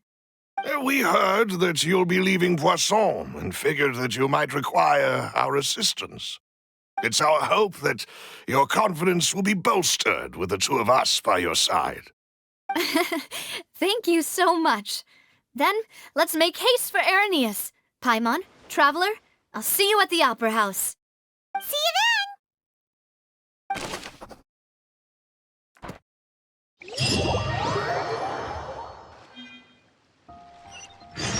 Now that Navia has set out for Irenaeus, we should also get going. The location has already been marked on the map, so let's head over. Huh. According to Malus...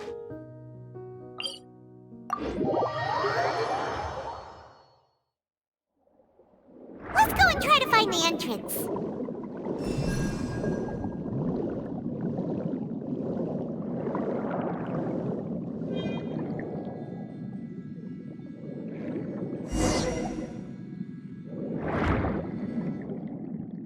Finally found it! Huh. So this is the entrance that leads to the synth production base. It sure doesn't seem out of the ordinary at all. Ah, You're right. An important place like this is bound to have a ton of protective measures and mechanisms. Navia's probably arguing up a storm right now to stall for us.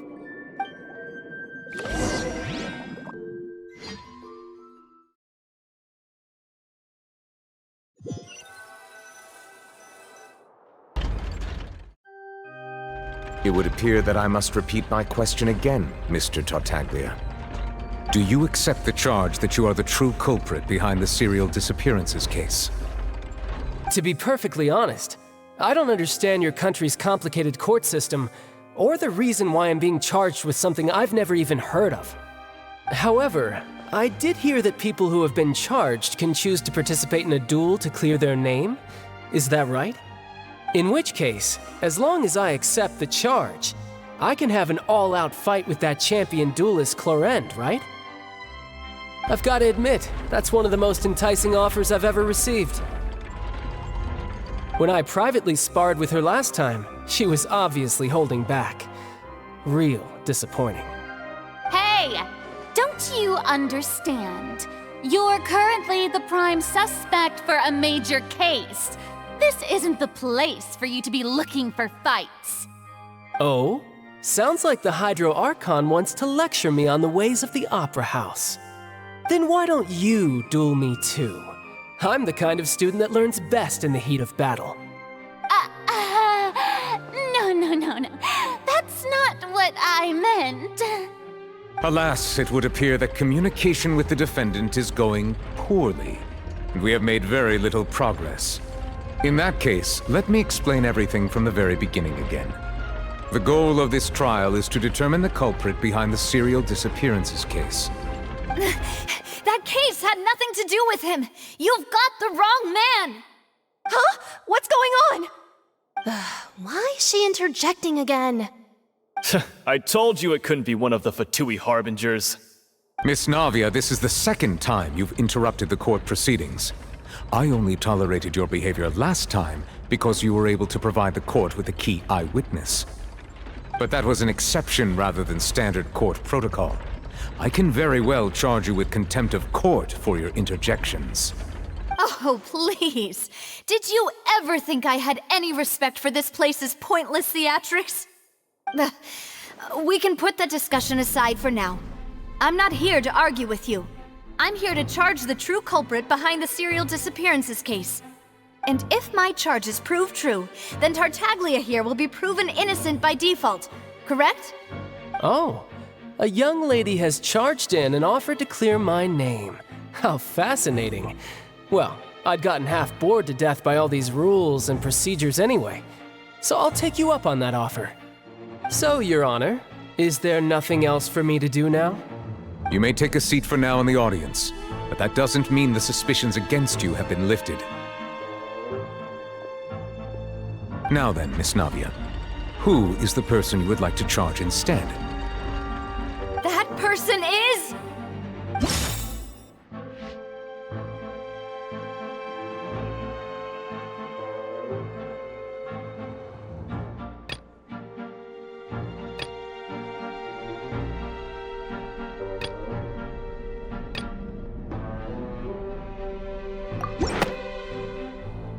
Marcel, the head of Confrérie of Cabrières! Huh? What confrérie? Never heard of them in my life. I've heard of them, but weren't they Spina di Rosula's sister organization? Oh, is this going to be a friends to enemies type situation? Please let me remind you, Miss Navia, that charging someone is an incredibly serious matter. Committing to the charge also means taking on the legal responsibilities associated with it. And if the charge fails, depending on the circumstances, you may also be charged with the crime of making a false accusation. Knowing this, do you still wish to charge this man? Yes, I do. In that case, I declare the charge to be valid. Miss Navia and attorneys, please take your places on the court. Members of the guards, please contact Mr. Marcel right away so that he may stand trial.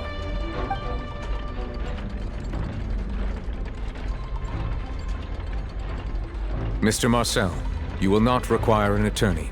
Is that correct? Apologies, sir. It all just happened so quickly, I still haven't figured out what's going on.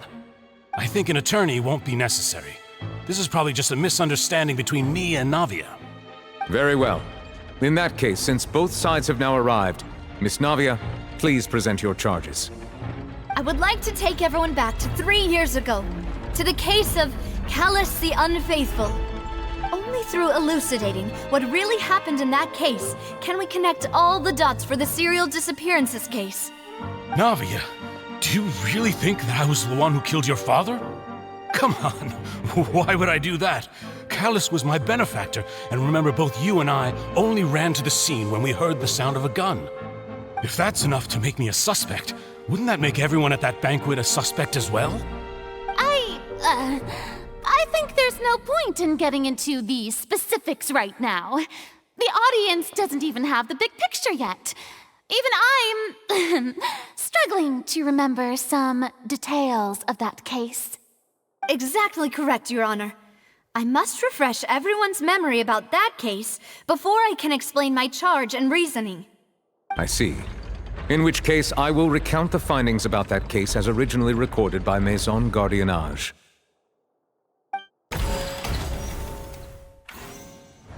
On the day of the murder, Spina di Rosula hosted a large banquet in a countryside estate owned by the Confrérie of Cabrières.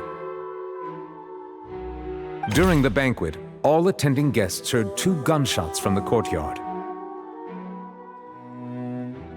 When the guests arrived at the scene, they found the primary suspect, Callus, holding a gun, while his acquaintance, Jacques, lay dead from a gunshot wound. The guards' investigation did not recover any other firearms from the scene. As a result, they concluded that the suspect's first shot must have missed, while the second must have taken Jacques' life. The suspect did not dispute this conclusion, and also declined to defend himself in court. Instead, he chose to prove his innocence through a duel. Callus was defeated by champion duelist Clarand in the ensuing duel, and soon succumbed to the injuries. These are the known facts about the case.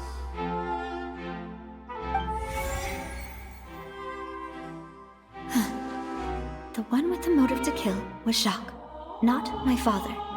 And even so, Jacques still had no reason to pull the trigger.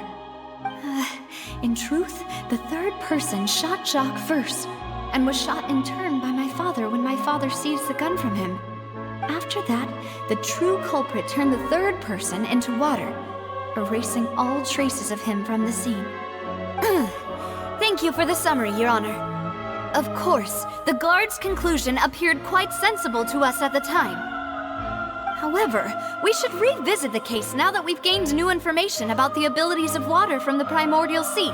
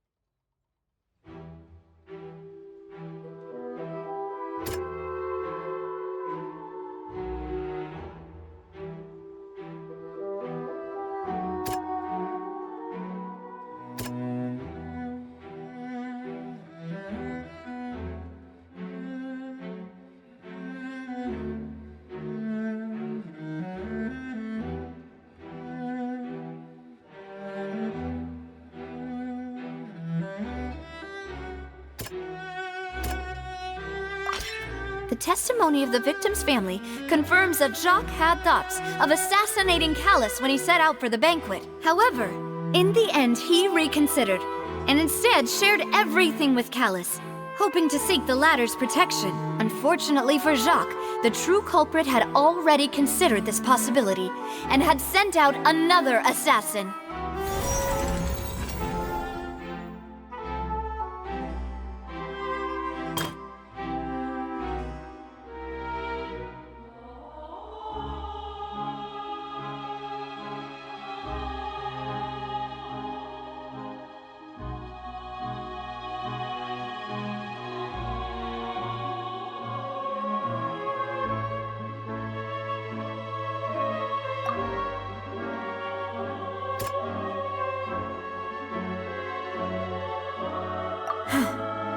something's...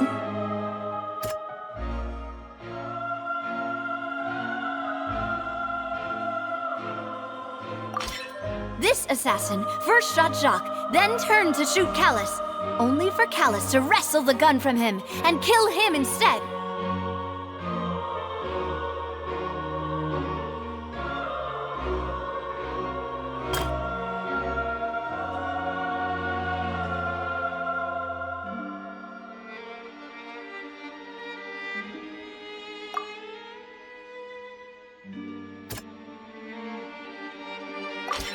A pile of clothing was found at the scene. The guards once believed they were used by Jacques as a costume to disguise himself. But now, it is clear that the clothes were proof that there was a third person at the scene, and that they were turned into water after committing the murder. Since it was raining that day, the culprit was confident that they could use the rain to wash away all traces of their dissolved accomplice.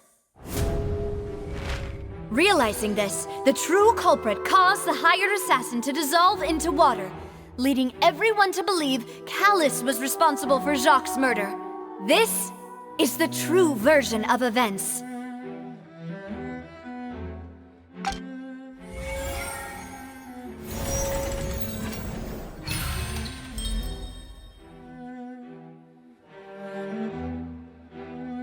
So that's what happened.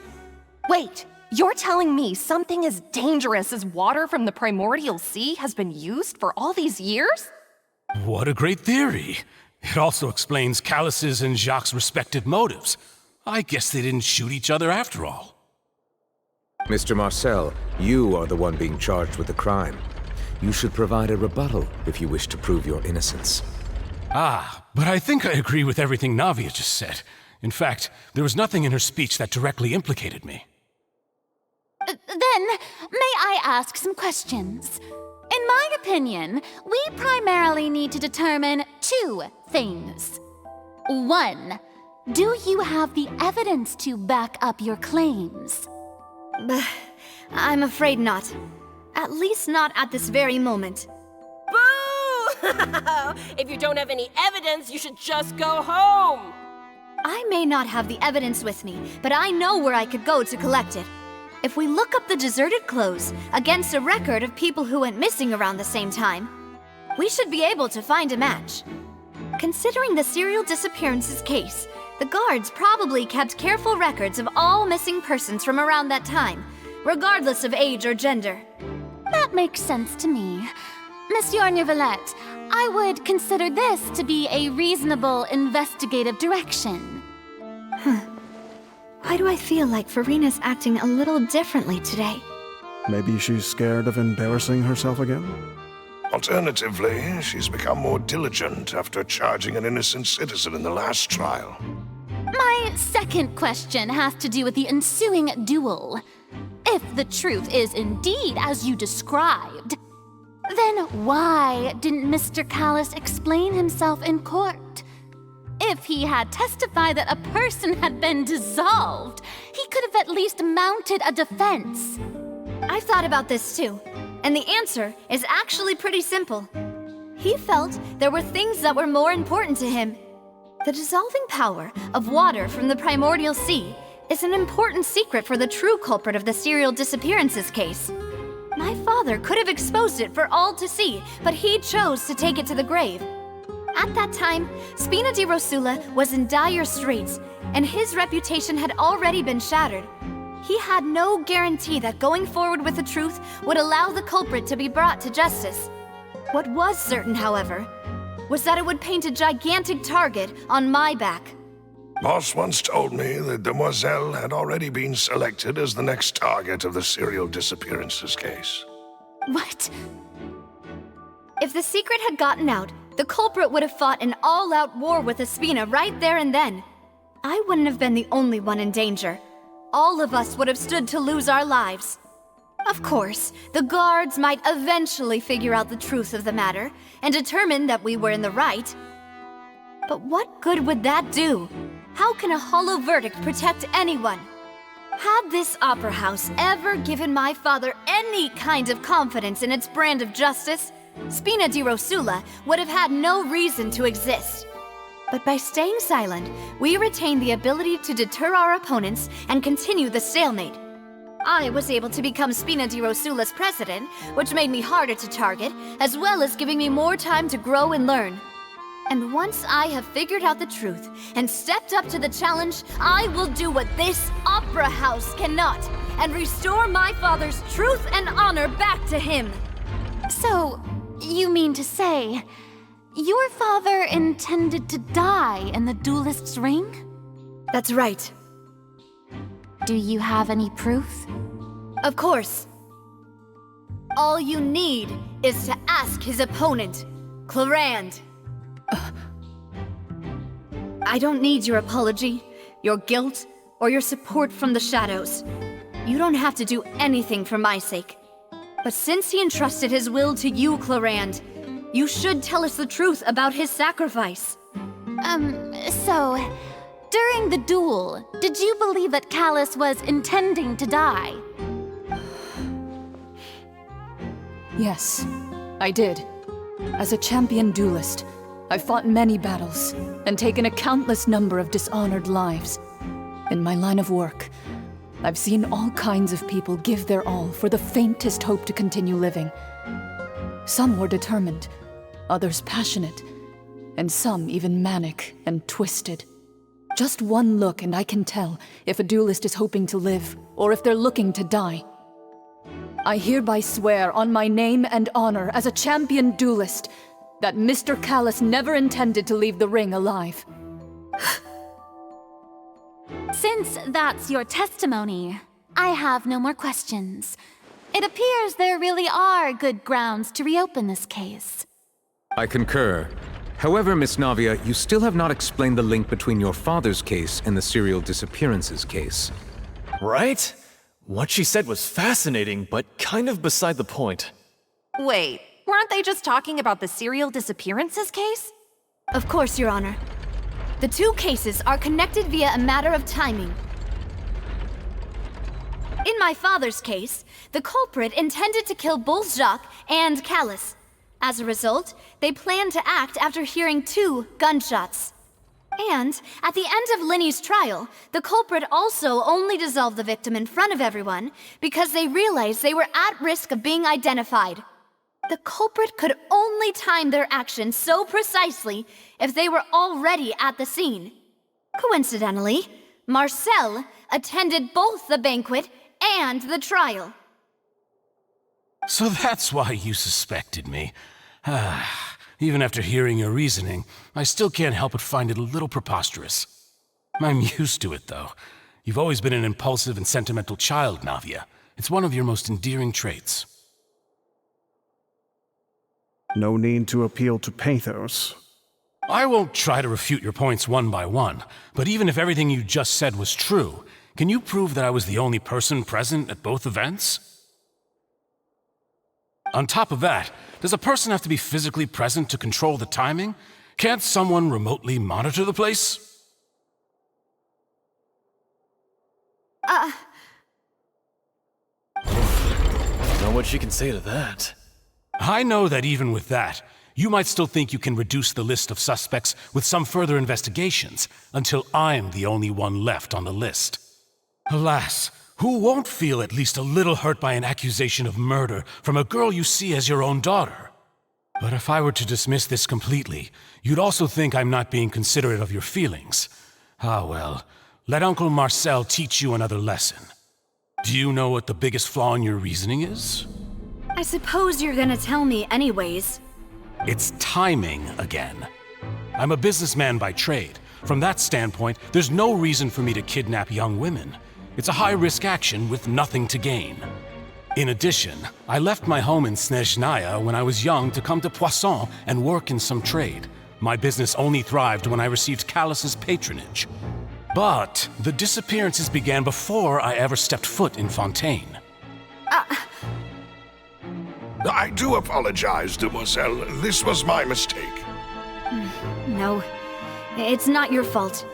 I'm sure he had come prepared. Is there anything else you'd like to say?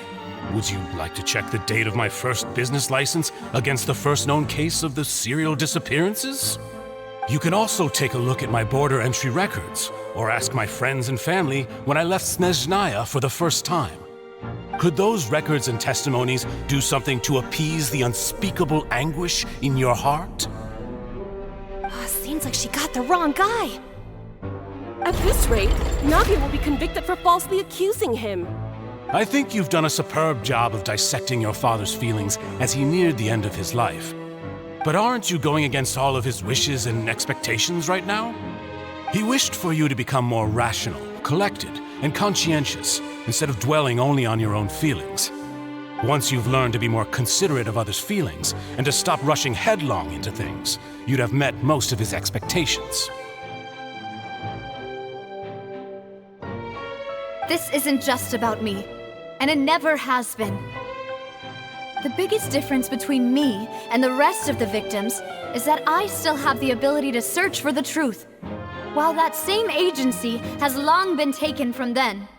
The people whose families were destroyed by synth abuse, the people who lost their loved ones to the serial disappearances, and the people who suffered tragic ends due to their sense of justice. Many people's images are flashing before my eyes. I'm sure some are coming to those of you in the audience as well. And whose image do you see, Marcel? Is it a man named Vacher? Oh, so you do know that name. I'm merely surprised you'd suddenly say the name of someone I've never even heard of. I was waiting for you to say that.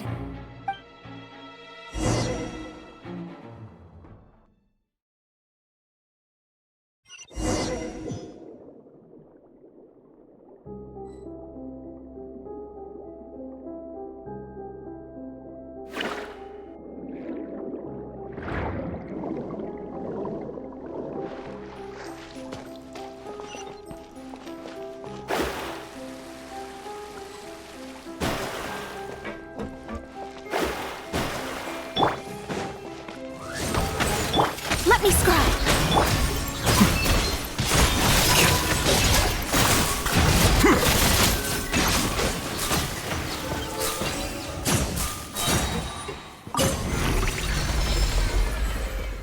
Whoa! The floor is going up! Is it because of this mechanism in the middle? That guy really prepared a lot of stuff for this place.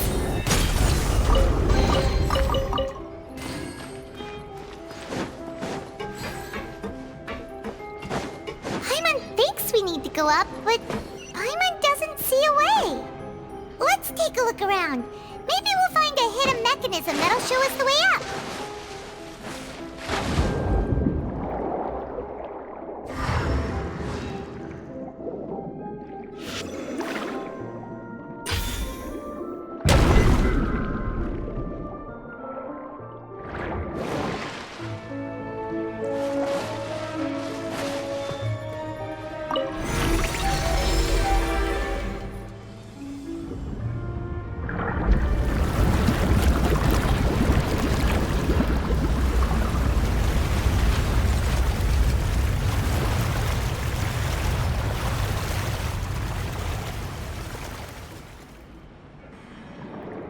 The water level is rising! Now we can swim to the top! But this is still a ways away from where we need to go.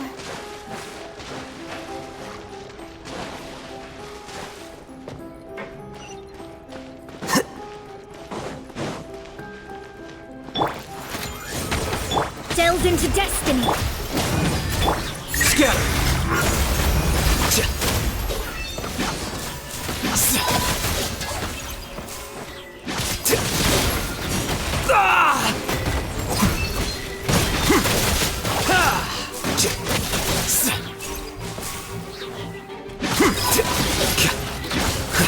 Teamwork is dreamwork! Fate is upon you!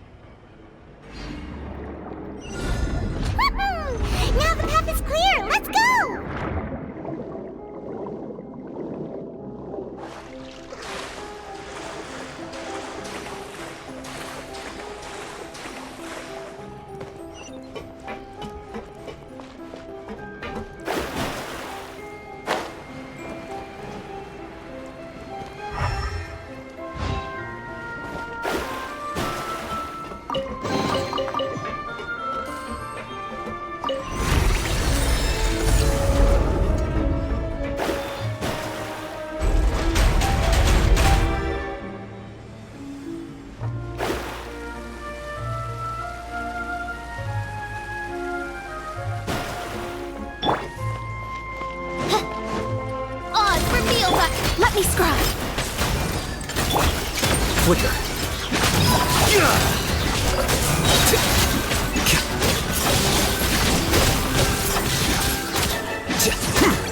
Diffract!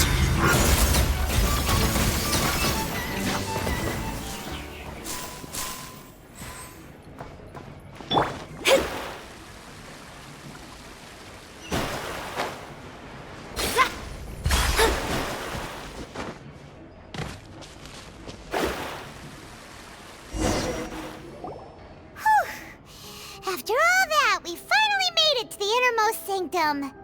Though, as expected, the mastermind isn't here. That's right. Then let's hurry up and find some evidence so we can get back to the Opera House and help Navia.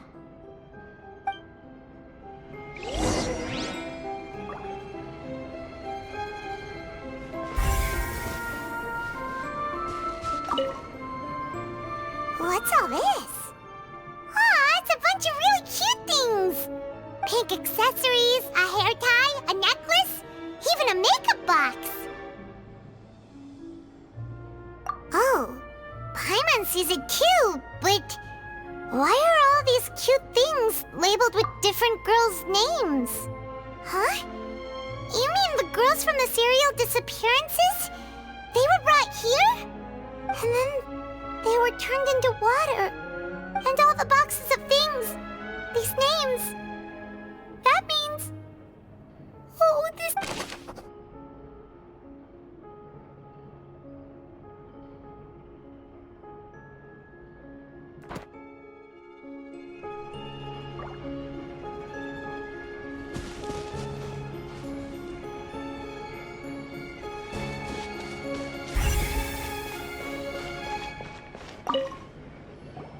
Whoa! There's so much synth here! And so many bottles of ingredients that probably just contain the waters of the primordial sea. Mixing in progress, ready to drink, stock sample? Huh. They've also got all the synth pretty clearly labeled. Whoa, there's even fruit-flavored synth? Yep, it's super obvious.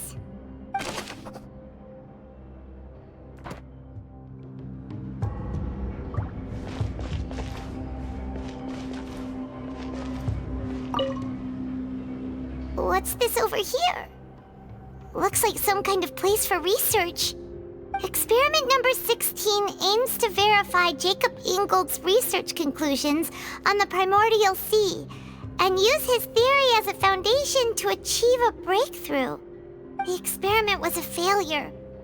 No individual managed to resurface from the water from the primordial sea. Female specimens 22, 23, and 24 were dissolved.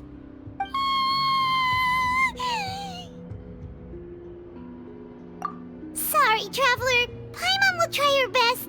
It's just that Paimon's never read something so scary before. How can someone write something that terrible in such a matter-of-fact tone?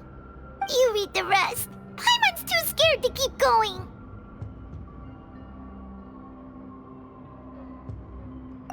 So that's why he did all of these experiments.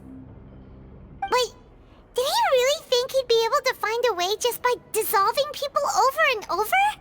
That's just insane! Huh? Isn't that the name you heard by the fountain? Paimon thought he was an eyewitness in the serial disappearances case. You mean Vache is the one who did all of these... experiments? So that's it! Vache was no victim, but personally took his lover and... No, that's not it either! If that's the case, why would he want people to resurface from the water? In any case, Paimon will write it all down.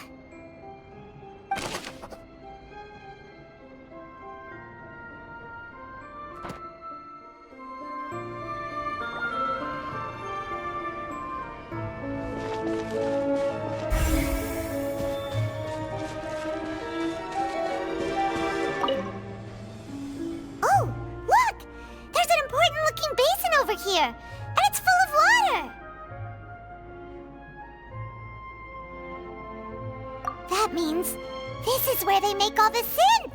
And that special water is the main ingredient! If you dilute it with normal water, you'll get synth, but the pure stuff can dissolve a human! Paimon will take notes on this incriminating evidence.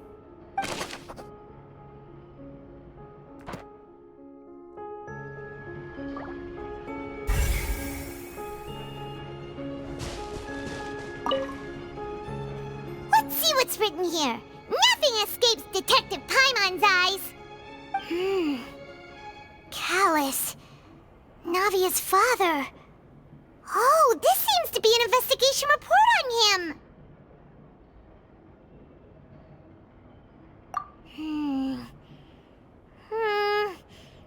Yep, it's about finding someone to assassinate Jacques and Callus because of a lack of confidence that Jacques himself would go through with it. This should prove the existence of the third person, right?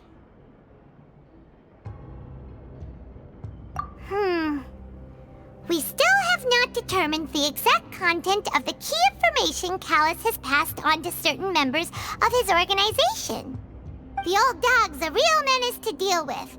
Even if he abides by the promise he's made to us, he will still have the upper hand. He can act whenever he wants to make our lives miserable. The only option left is to remove him from the picture entirely. I concur. Let's send someone to kill him. He won't declare war as long as we don't touch Navia. Oh, seems like we've got a bunch of correspondence between the higher-ups.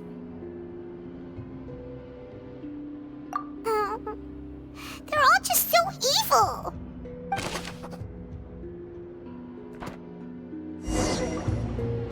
We've looked at almost everything here, and it seems like our theories were spot on. But... yeah, we haven't found anything that reveals his true identity. No wonder even Neuvillette wasn't able to find anything. Whoever it is probably destroyed everything to do with that name a long time ago. That way, even if we bring all this back to the opera, we won't be able to identify the true culprit. Sure thing. Paimon won't admit defeat to this guy either.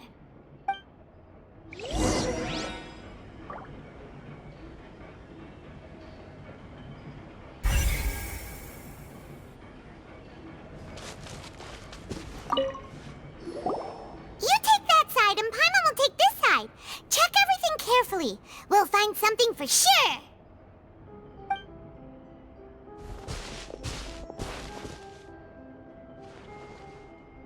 Ugh.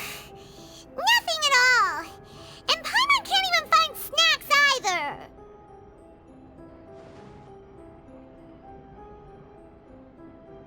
Whoa, really?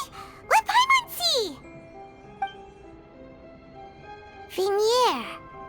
Isn't that Vache's lover's name? Then you found her diary. Let's see. Aw. It's just a normal diary chronicling their love story. She was so sweet, too. Oh. So many! A whole page's worth! But they're all crossed out. Was she unhappy with all of them? The final name she decided on was... Marcel. Wait, but Marcel's pretty old. Has this case been going on for so long that he's Vache and Vinier's grown son? Hey! Paimon still hasn't figured it out yet.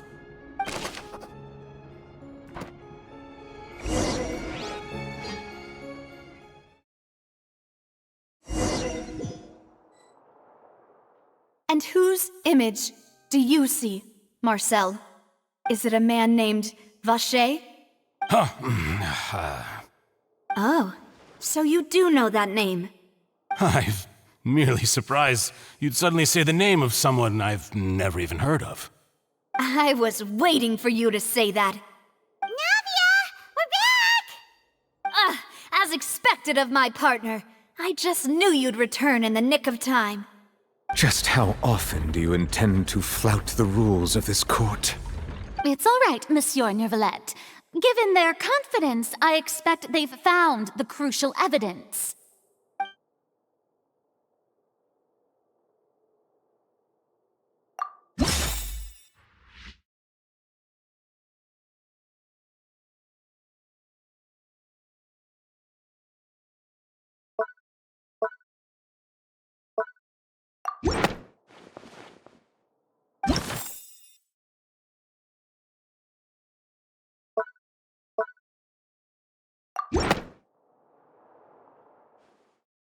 But the truth of it, Marcel, is that you've always been Vacher. Huh? We've investigated your lair and we already know everything! After your lover, Venier, was dissolved, you kept abducting young women to experiment on the hopes of bringing her back to you! You even created Marcel as a new identity and destroyed all records of your past as Vacher! So that's it. Even the villains in opera performances rarely go that far. And with that, Marcel's motive has now been established. This information regarding your past also dismantles your prior timing defense. Well, Marcel, do you know where you went wrong? You fixated your gaze on the lover that passed away, instead of paying attention to the living people around you. So, you never noticed how we changed, or how we grew as individuals. You also never understood Boss's real expectations for his daughter. Or our determination to see things through. Your determination. Mr. Marcel, please speak up now if you would like to defend yourself. Otherwise, the trial will move on to the next stage. Do you really think I wanted to do any of this? Pay attention to you? What for? Have you ever paid attention to me? Ever empathized with my pain? Ever known how it feels to watch the love of your life dissolve right in front of your eyes? No one helped me. No one even believed me. All those decades ago, even the officers from the Maison Gardiennage were laughing at me. They said there's no way a human being can turn into water. So I must have gone mad from grief. Vinier's death was brushed away by all of you as if it didn't matter at all. Well, now you know, don't you? Ha! Well, it's too late now. All those who were dissolved are gone forever. You only have yourselves to blame. You set up this ornate opera house in pursuit of your so-called justice. Your beloved drama, while turning a blind eye to the suffering of the people. Venier is dead. We promised each other that we would always be together. Wherever she goes, I will follow. But I'm not from this blasted place, so I can't be dissolved, no matter what I do. Hey, is that water from the primordial sea that he's drinking? I can't dissolve! Can't dissolve! Can't dissolve! Do you all see? I can't go! I can't follow! So if I can't go where she is, what choice do I have but to try to bring her back? I did all of that, and in the end, that accursed Callus still got the better of me. I spent my entire life living on pins and needles, only to get stabbed by his idiot daughter at the very end. The suspect is exhibiting signs of mental distress. Guards, please restrain him. Don't touch me! Don't anybody come near me! I still need to save Venier. A promise. We made a promise. Venier. Venier! Please, Venier, don't think badly of me. All I want to do is fulfill our promise. At this point, the verdict of this trial is clear. With Mr. Marcel's conviction, the charges against Mr. Tartaglia no longer have any basis. Fine by me. I was in a bad mood, but after a show like that, I'm actually feeling pretty good. Traveler, please submit all the evidence you have collected to the guards, so that I might review and summarize the truth behind the serial disappearances case. The man now known as Marcel was originally named Vacher and worked as an adventurer with his partner and lover Vignier. During an underwater expedition, Vignier accidentally came into contact with water from the primordial sea and was dissolved in front of Vacher as a result. Vacher learned of the primordial water's existence through the work of others and began to kidnap young women for research, with the goal of discovering a method to restore Vignier back to life. To cover his tracks, he invented the new alias of Marcel and began to operate a business in Poisson. During the course of his research, Vacher discovered that a diluted concoction of water from the primordial sea can induce feelings of euphoria, and began to manufacture and market synth. However, as he accumulated wealth to fund his continued research and expanded the scope, he came into conflict with Spina di Rosula. After exchanging blows with Spina di Rosula for many years, Vacher decided to assassinate their president Callus at a banquet. Although the assassination did not go as Vacher expected, he was able to turn Callus into the murder suspect by dissolving the assassin he sent to the scene. And just recently, Vacher attempted to frame Linny as the culprit of the serial disappearances case, using a similar method. However, his attempt to frame Linny failed, and the power of water from the primordial sea became public knowledge. This case also exposed enough of Vacher's machinations that he was eventually successfully charged in court. Thus concludes the enigmatic history of the serial disappearances case, with the truth revealed to all.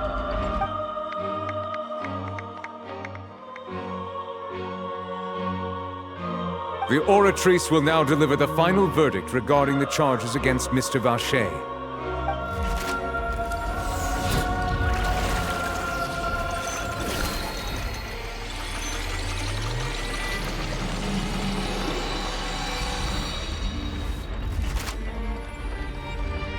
According to the judgment of the Oratrice Mécanique d'Analyse Cardinale, Mr. Vacher is guilty.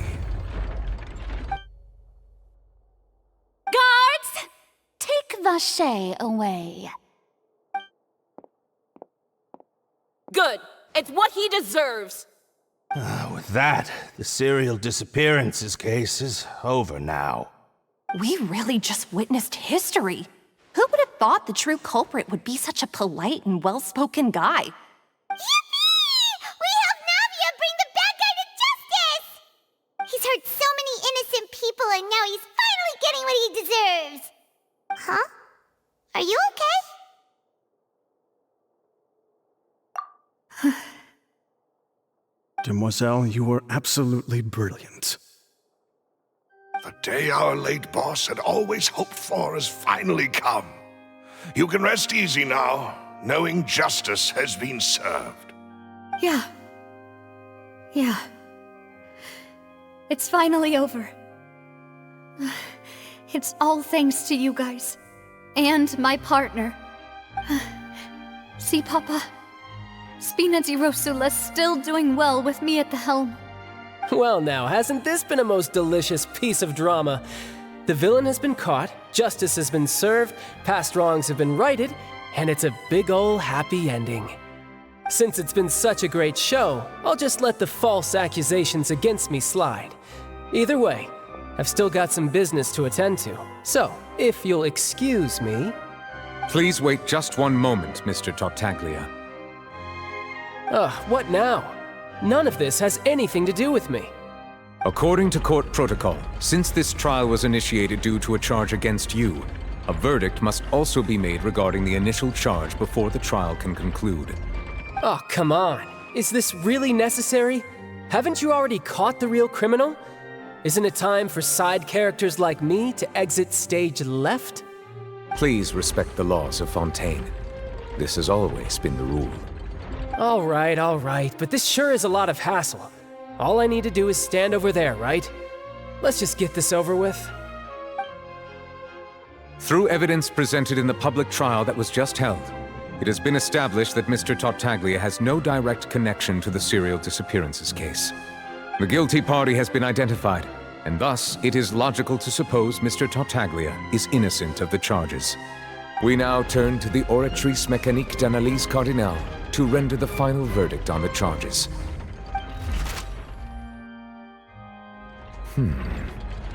According to the judgment of the Oratrice Mécanique d'Analyse Cardinale, Mr. Tartaglia is guilty. What? Hey, hey! That's not funny! Didn't you just say I'm supposed to be innocent? What's with this verdict? Is your justice machine malfunctioning? Huh? This has never happened before. The Oratrice actually returned a different verdict from the Chief Justice. I mean, have you ever heard of an innocent Fatui Harbinger? Do you think the Oratrice might have just convicted him on general principle? But weren't the charges about the serial disappearances case? No matter what else he's guilty of, it shouldn't affect the verdict in this case, right? The judgment of the Oratrice Mécanique d'Analyse Cardinale is, by law, the final verdict of the court. We must accept the guilty verdict. Guards, please take the suspect into custody per court protocol.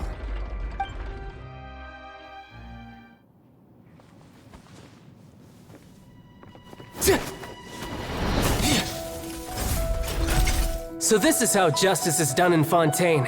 What a joke. You've got your rules. Well, I've got mine too!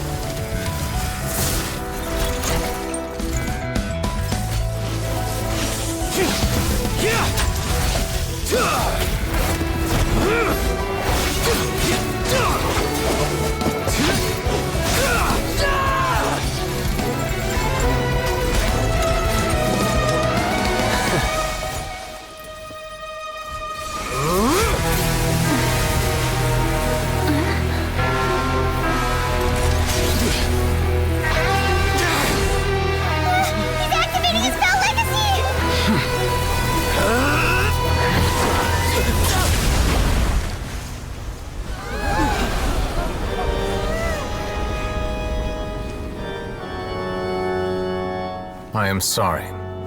If you have been wronged, we will find the truth. But the rules of the court must be upheld.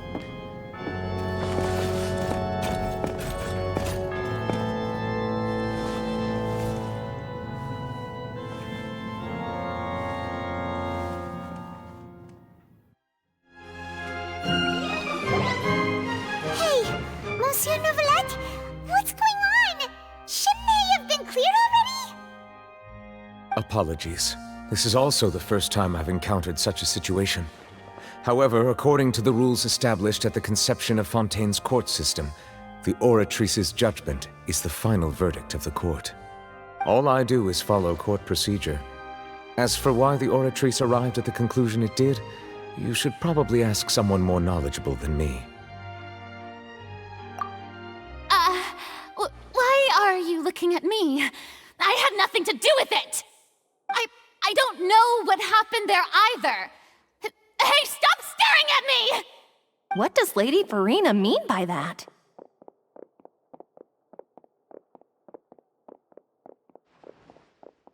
She says she has no idea either? But that's impossible. Didn't she create the Oratrice herself? Yeah, so are the verdicts reliable or not? Can results like this really be called justice?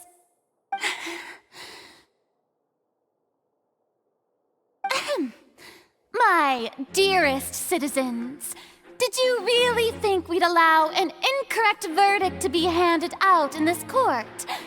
Did you really believe that the judgment could be mistaken or be the result of some sort of random mishap? Don't tell me you thought even I had been blindsided by the Oratrice's result. But the way she looked just now, it was pretty obvious she had no idea what was going on. However, given the state of things, I shall give you an explanation. Everything that just took place, including my supposed shock and bafflement, was a part of an elaborate performance, with every action meant to stir up drama and excitement. And, of course, for every performance, there is a script. Everything has unfolded exactly as I expected from the very beginning.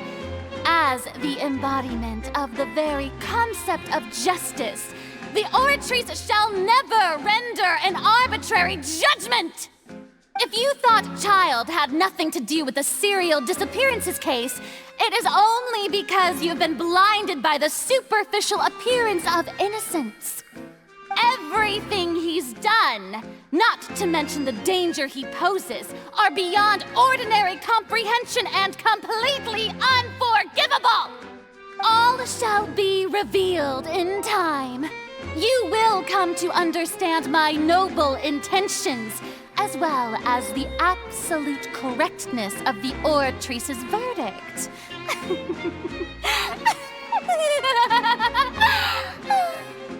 Now, having said that, although I hate to leave things hanging in suspense, it is now time for this performance to end. As the lead actress, I shall be the first to take my leave. Toodaloo! So she chose to make her escape after all, did she? So you're saying we shouldn't put much stock into what she just said? She probably just put on that performance to save face. As for the truth, it's unlikely that she actually has any idea. However, please be assured that I will continue to investigate this case in a personal capacity. Just as I promised, if the judgment has been incorrect, we will do our utmost to clear his name. All right. Even though we feel pretty badly for him, we'll take your word for it for now. After all, he's done plenty of bad stuff, so he should have known he'd go to prison someday, right?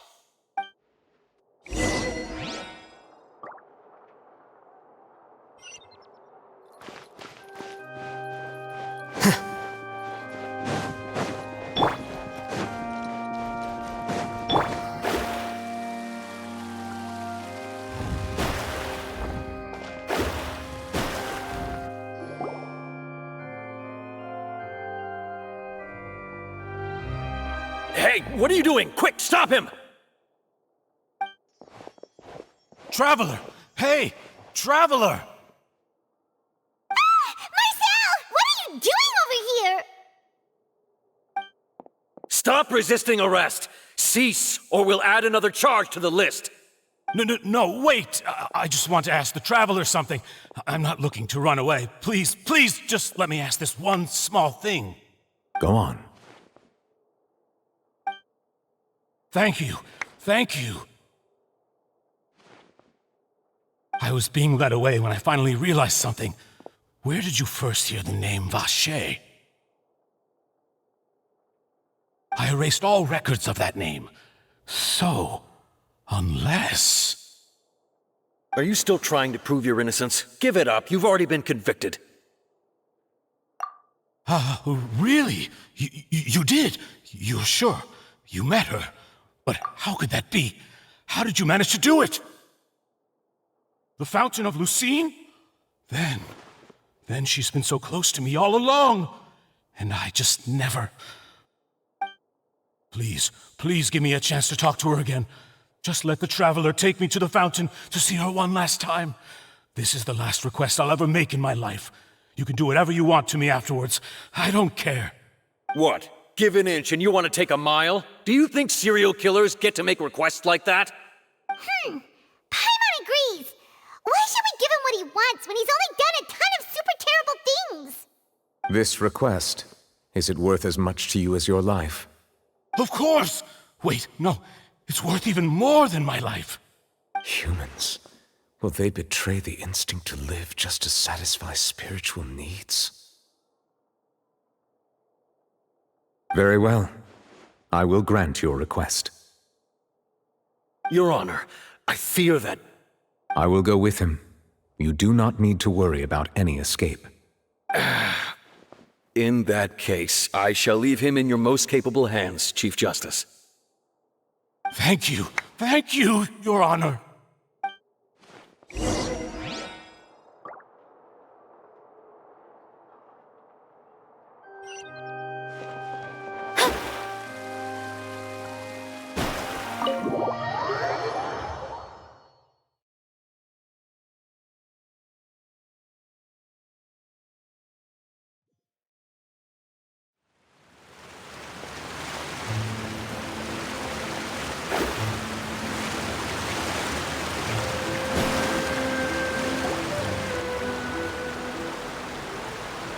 Is this the place?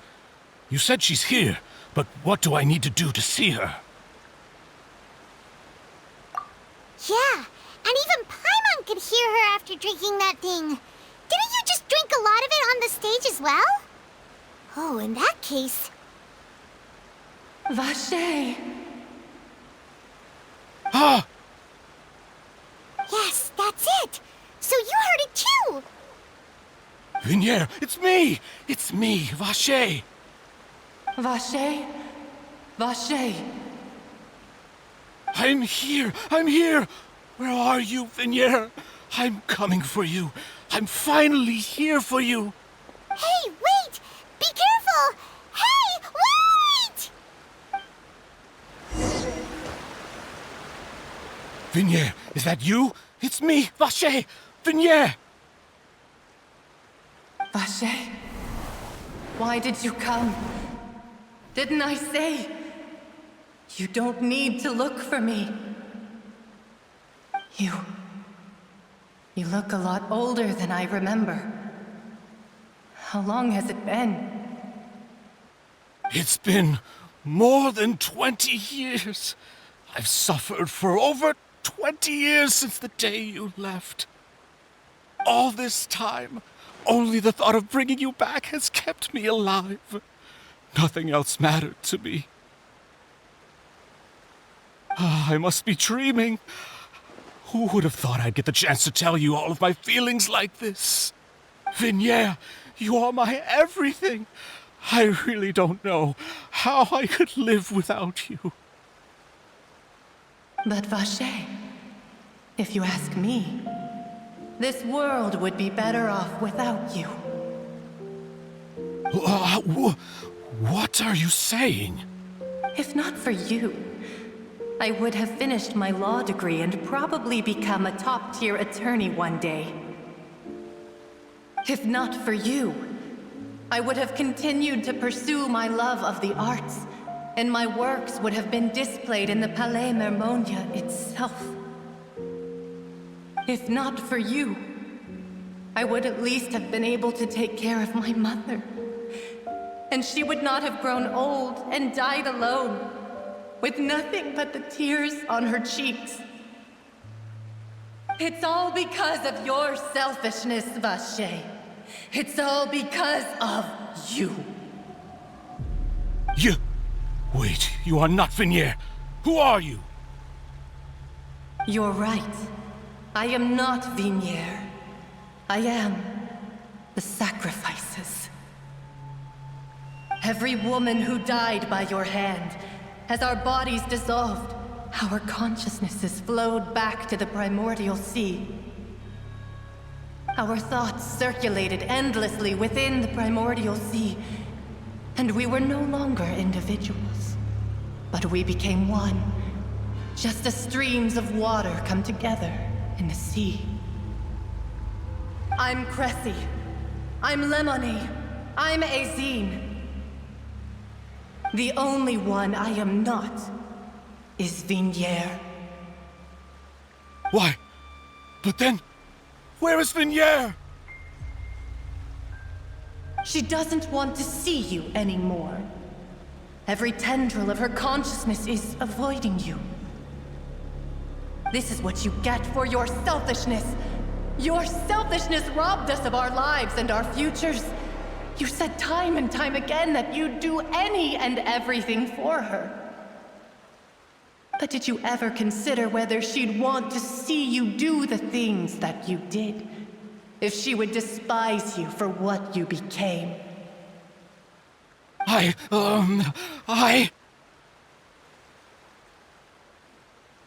You are a liar, a heartless murderer, and a cowardly narcissist.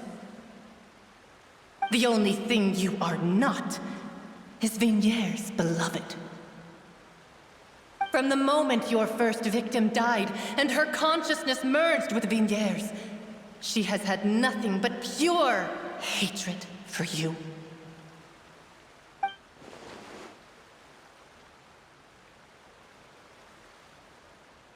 No! Yeah! She can't hate me. Let me see her, please! Have mercy! You still don't understand. When I said don't look for me, that came from the real Vigniere. She really doesn't want to see you anymore. But on top of that, she also said that because it's her final drop of pity for you. She said that because she knew that if you did come here, we will show no mercy to you. Vache. Vache? Vache? Vache. Vache. Vache. Vache. Drown.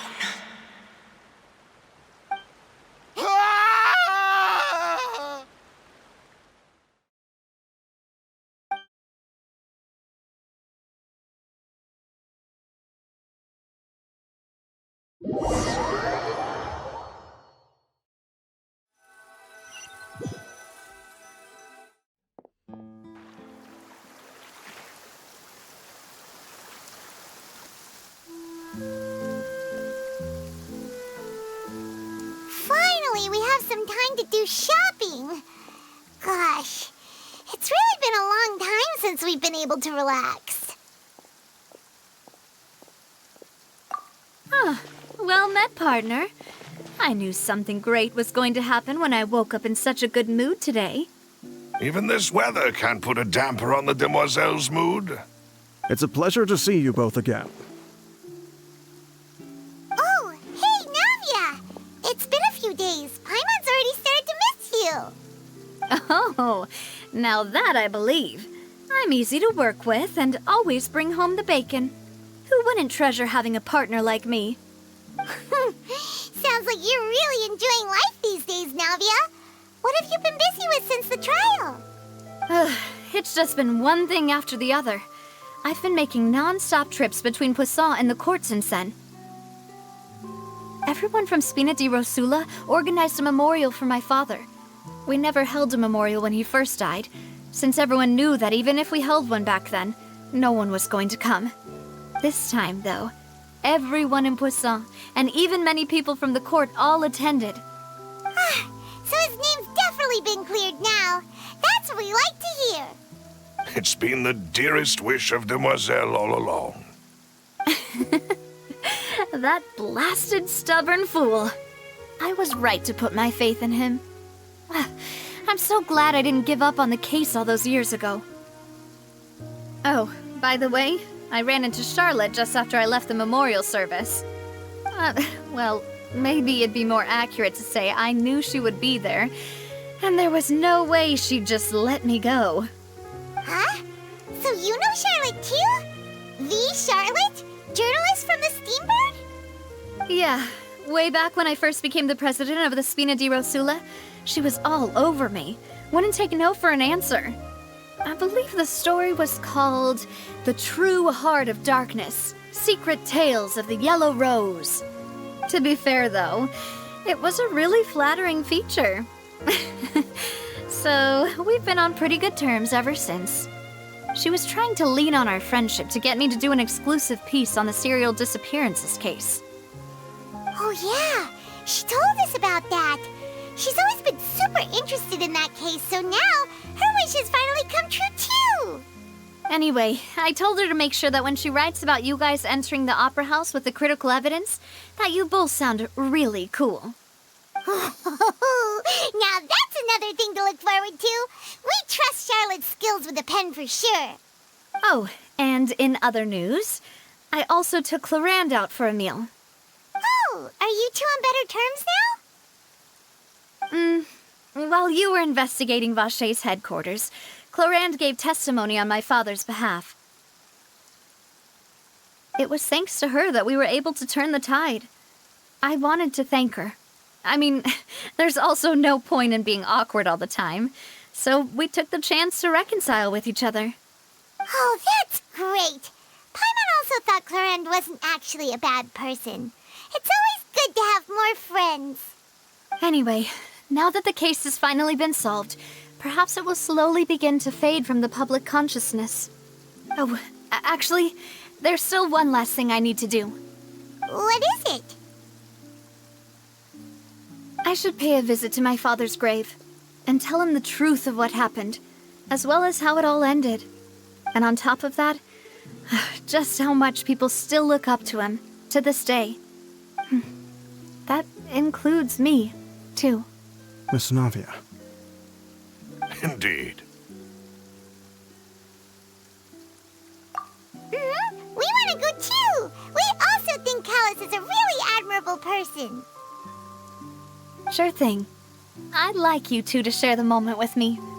After all, without you, there might not have been such a positive ending. And in that case, everyone, let's be off. Considering the recent weather, we'll be lucky if we can reach Poisson before dark. Yeah, you're right. It's been raining non-stop for a few days now.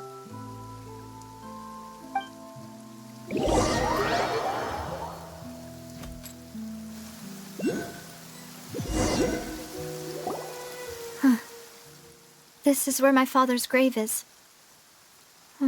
To be perfectly honest, even I haven't been back here for a long time. Huh? There's someone there already. Wait. That figure. It can't be...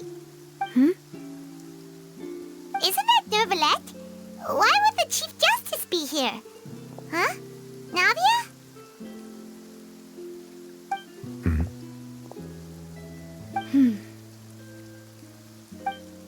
My apologies. I should have asked before coming to pay my respects. Don't say that. Sorry about that. Oh, I was trying to say there's no need for you to apologize. I wanted to show my father how much I've grown, but still, I doubt I've grown to the point that even the Chief Justice would feel compelled to apologize to me over and over. In that case, I will stop apologizing for now. You really could use some pointers on understanding human emotions, Monsieur Neuvillette. In any case, why did you come to Poisson? Well, ever since that day, I've been turning a question over and over in my head. Just what is justice, anyway? There was once a time when I didn't want to believe that there could be anything more important to humans than life itself. Oh, rather than that, it's probably more truthful to say I didn't believe humans were capable of resisting the most basic instinct of living things. That they could rebel against their own nature, or consider certain things to be more important than their own lives. Which is also why I didn't stop your father from beginning that fateful duel. I believed that a truly innocent man would never throw away his life like that. That there was nothing, should have been nothing more important than one's own continued survival. But Mr. Callus proved me utterly and decisively wrong. If not for his sacrifice, the serial disappearances case would have remained unsolved to this day. Mr. Callus made the choice he did for his daughter, for his associates, and for many people completely unrelated to him. And in the end, from a certain perspective, one could say that he did it all for the sake of justice. A justice that's higher than life itself. So, you asked me why I came here. I just wanted to say my apologies to Mr. Callus in person. I should have noticed all of this much sooner. This regret has filled me with a sadness that has haunted me for days. That high and mighty chair in the opera Epiclese indeed insulates one from many important things. Spina di Rosula, thank you so much for your hard work and perseverance. I'm sorry for being mad at you before. So you're actually one of those types that's cold on the outside, but pretty thoughtful on the inside, huh? That reminds me of Silver, one of my guys. Sorry about that. Self-expression is not one of my strong suits. Didn't I just say you don't need to apologize? Ah, so Navia and Neuvillette seem to have made their peace as well. Let's not disturb them for now. We can wait till after they're done.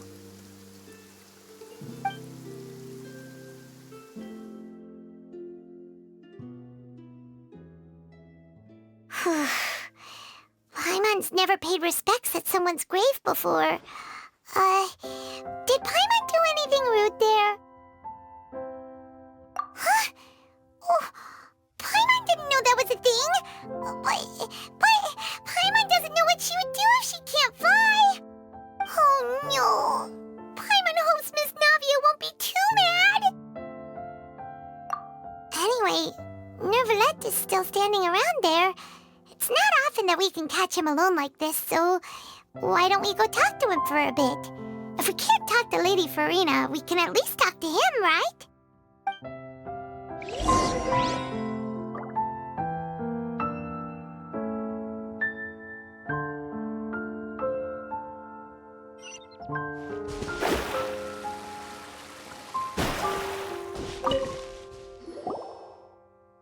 Oh, it's you two. Did Miss Navia invite you to come pay your respects to her father? Mm-hmm. We ran into Navia on the streets today, so we just followed her here. I see. Then is there something that I can help you with? Well, it's pretty hard to run into you like this, since you're usually super busy. So we figured we could try to ask you a few questions, if that's okay. Please feel free. Though outsiders, you helped us solve one of the greatest mysteries in Fontaine, and it would be my pleasure to return the favor. So, at court, the bad guys referred to that special water as water from the primordial sea, but what is it really? Truthfully, that name is already quite accurate. I can only surmise that Vacher and his ilk only learned of its nature and existence after extensive research. There used to be a special sea on the surface of this planet. The nature of its seawater was rather different from that of the sea we know today. Most of Tevat's life forms were first born in that special sea. You could say it nurtured much of the life on this planet. Huh. So it really was where everything began. It makes sense to call it primordial then. But today, the primordial sea no longer exists on the planet's surface. What Vacher discovered must have been some kind of special case, or a remnant from a truly ancient age. Huh. So that's how it is. Oh, you really know everything, Monsieur Neuvillette. But if that's the case, then why would people, at least people from Fontaine, dissolve in that kind of water? Indeed. Why would the primordial sea, which was known to engender and nurture life, suddenly reverse itself and devour life instead? To be frank, that also doesn't match my understanding of this world and its laws. There must still be some unknown secrets around the people of this land. Is there anything else you'd like to ask me about?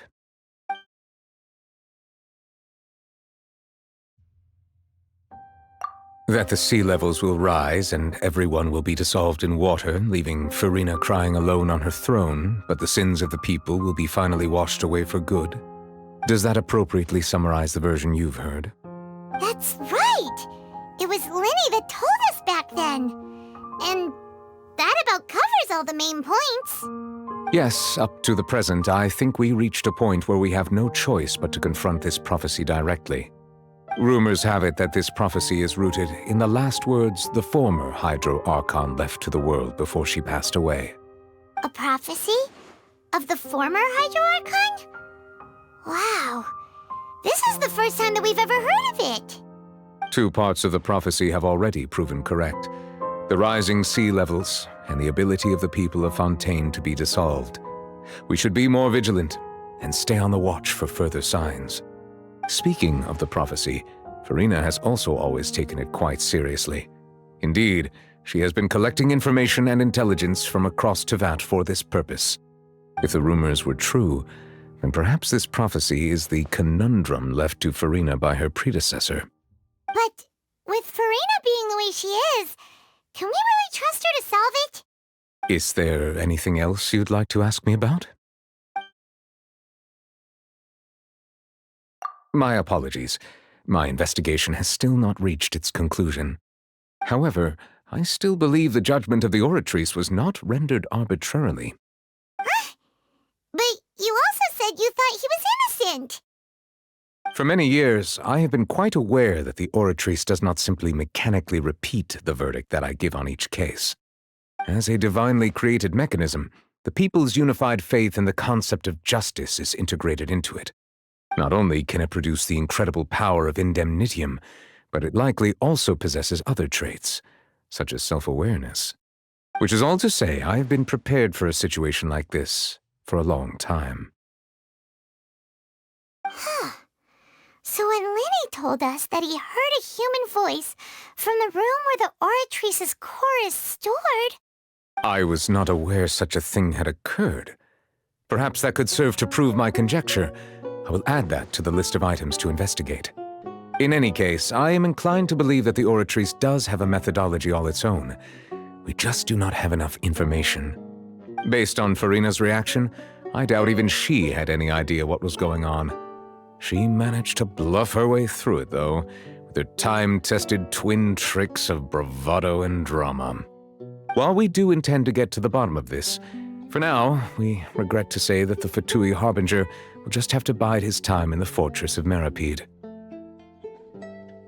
If we did incorrectly convict him of crimes he did not commit, we will most certainly compensate him to the fullest extent allowed by the law. If you ask Paimon, the only compensation he'll want is a no-holds-barred fight with you. Is there anything else you'd like to ask me about? Your sibling, another blonde-haired traveler. I'm sorry, but I've never seen anyone who matches that description. If she ever stepped foot in Fontaine, I'm sure she followed our laws to the letter and had no reason to appear on the stage of the opera Epiclese. Is there anything else you'd like to ask me about? Very well.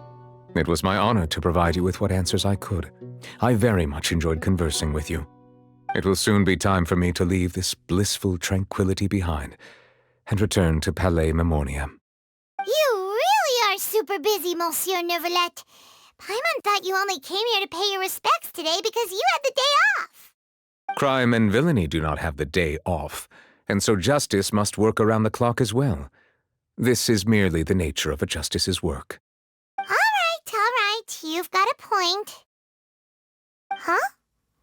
Paimon just noticed that the rain has stopped.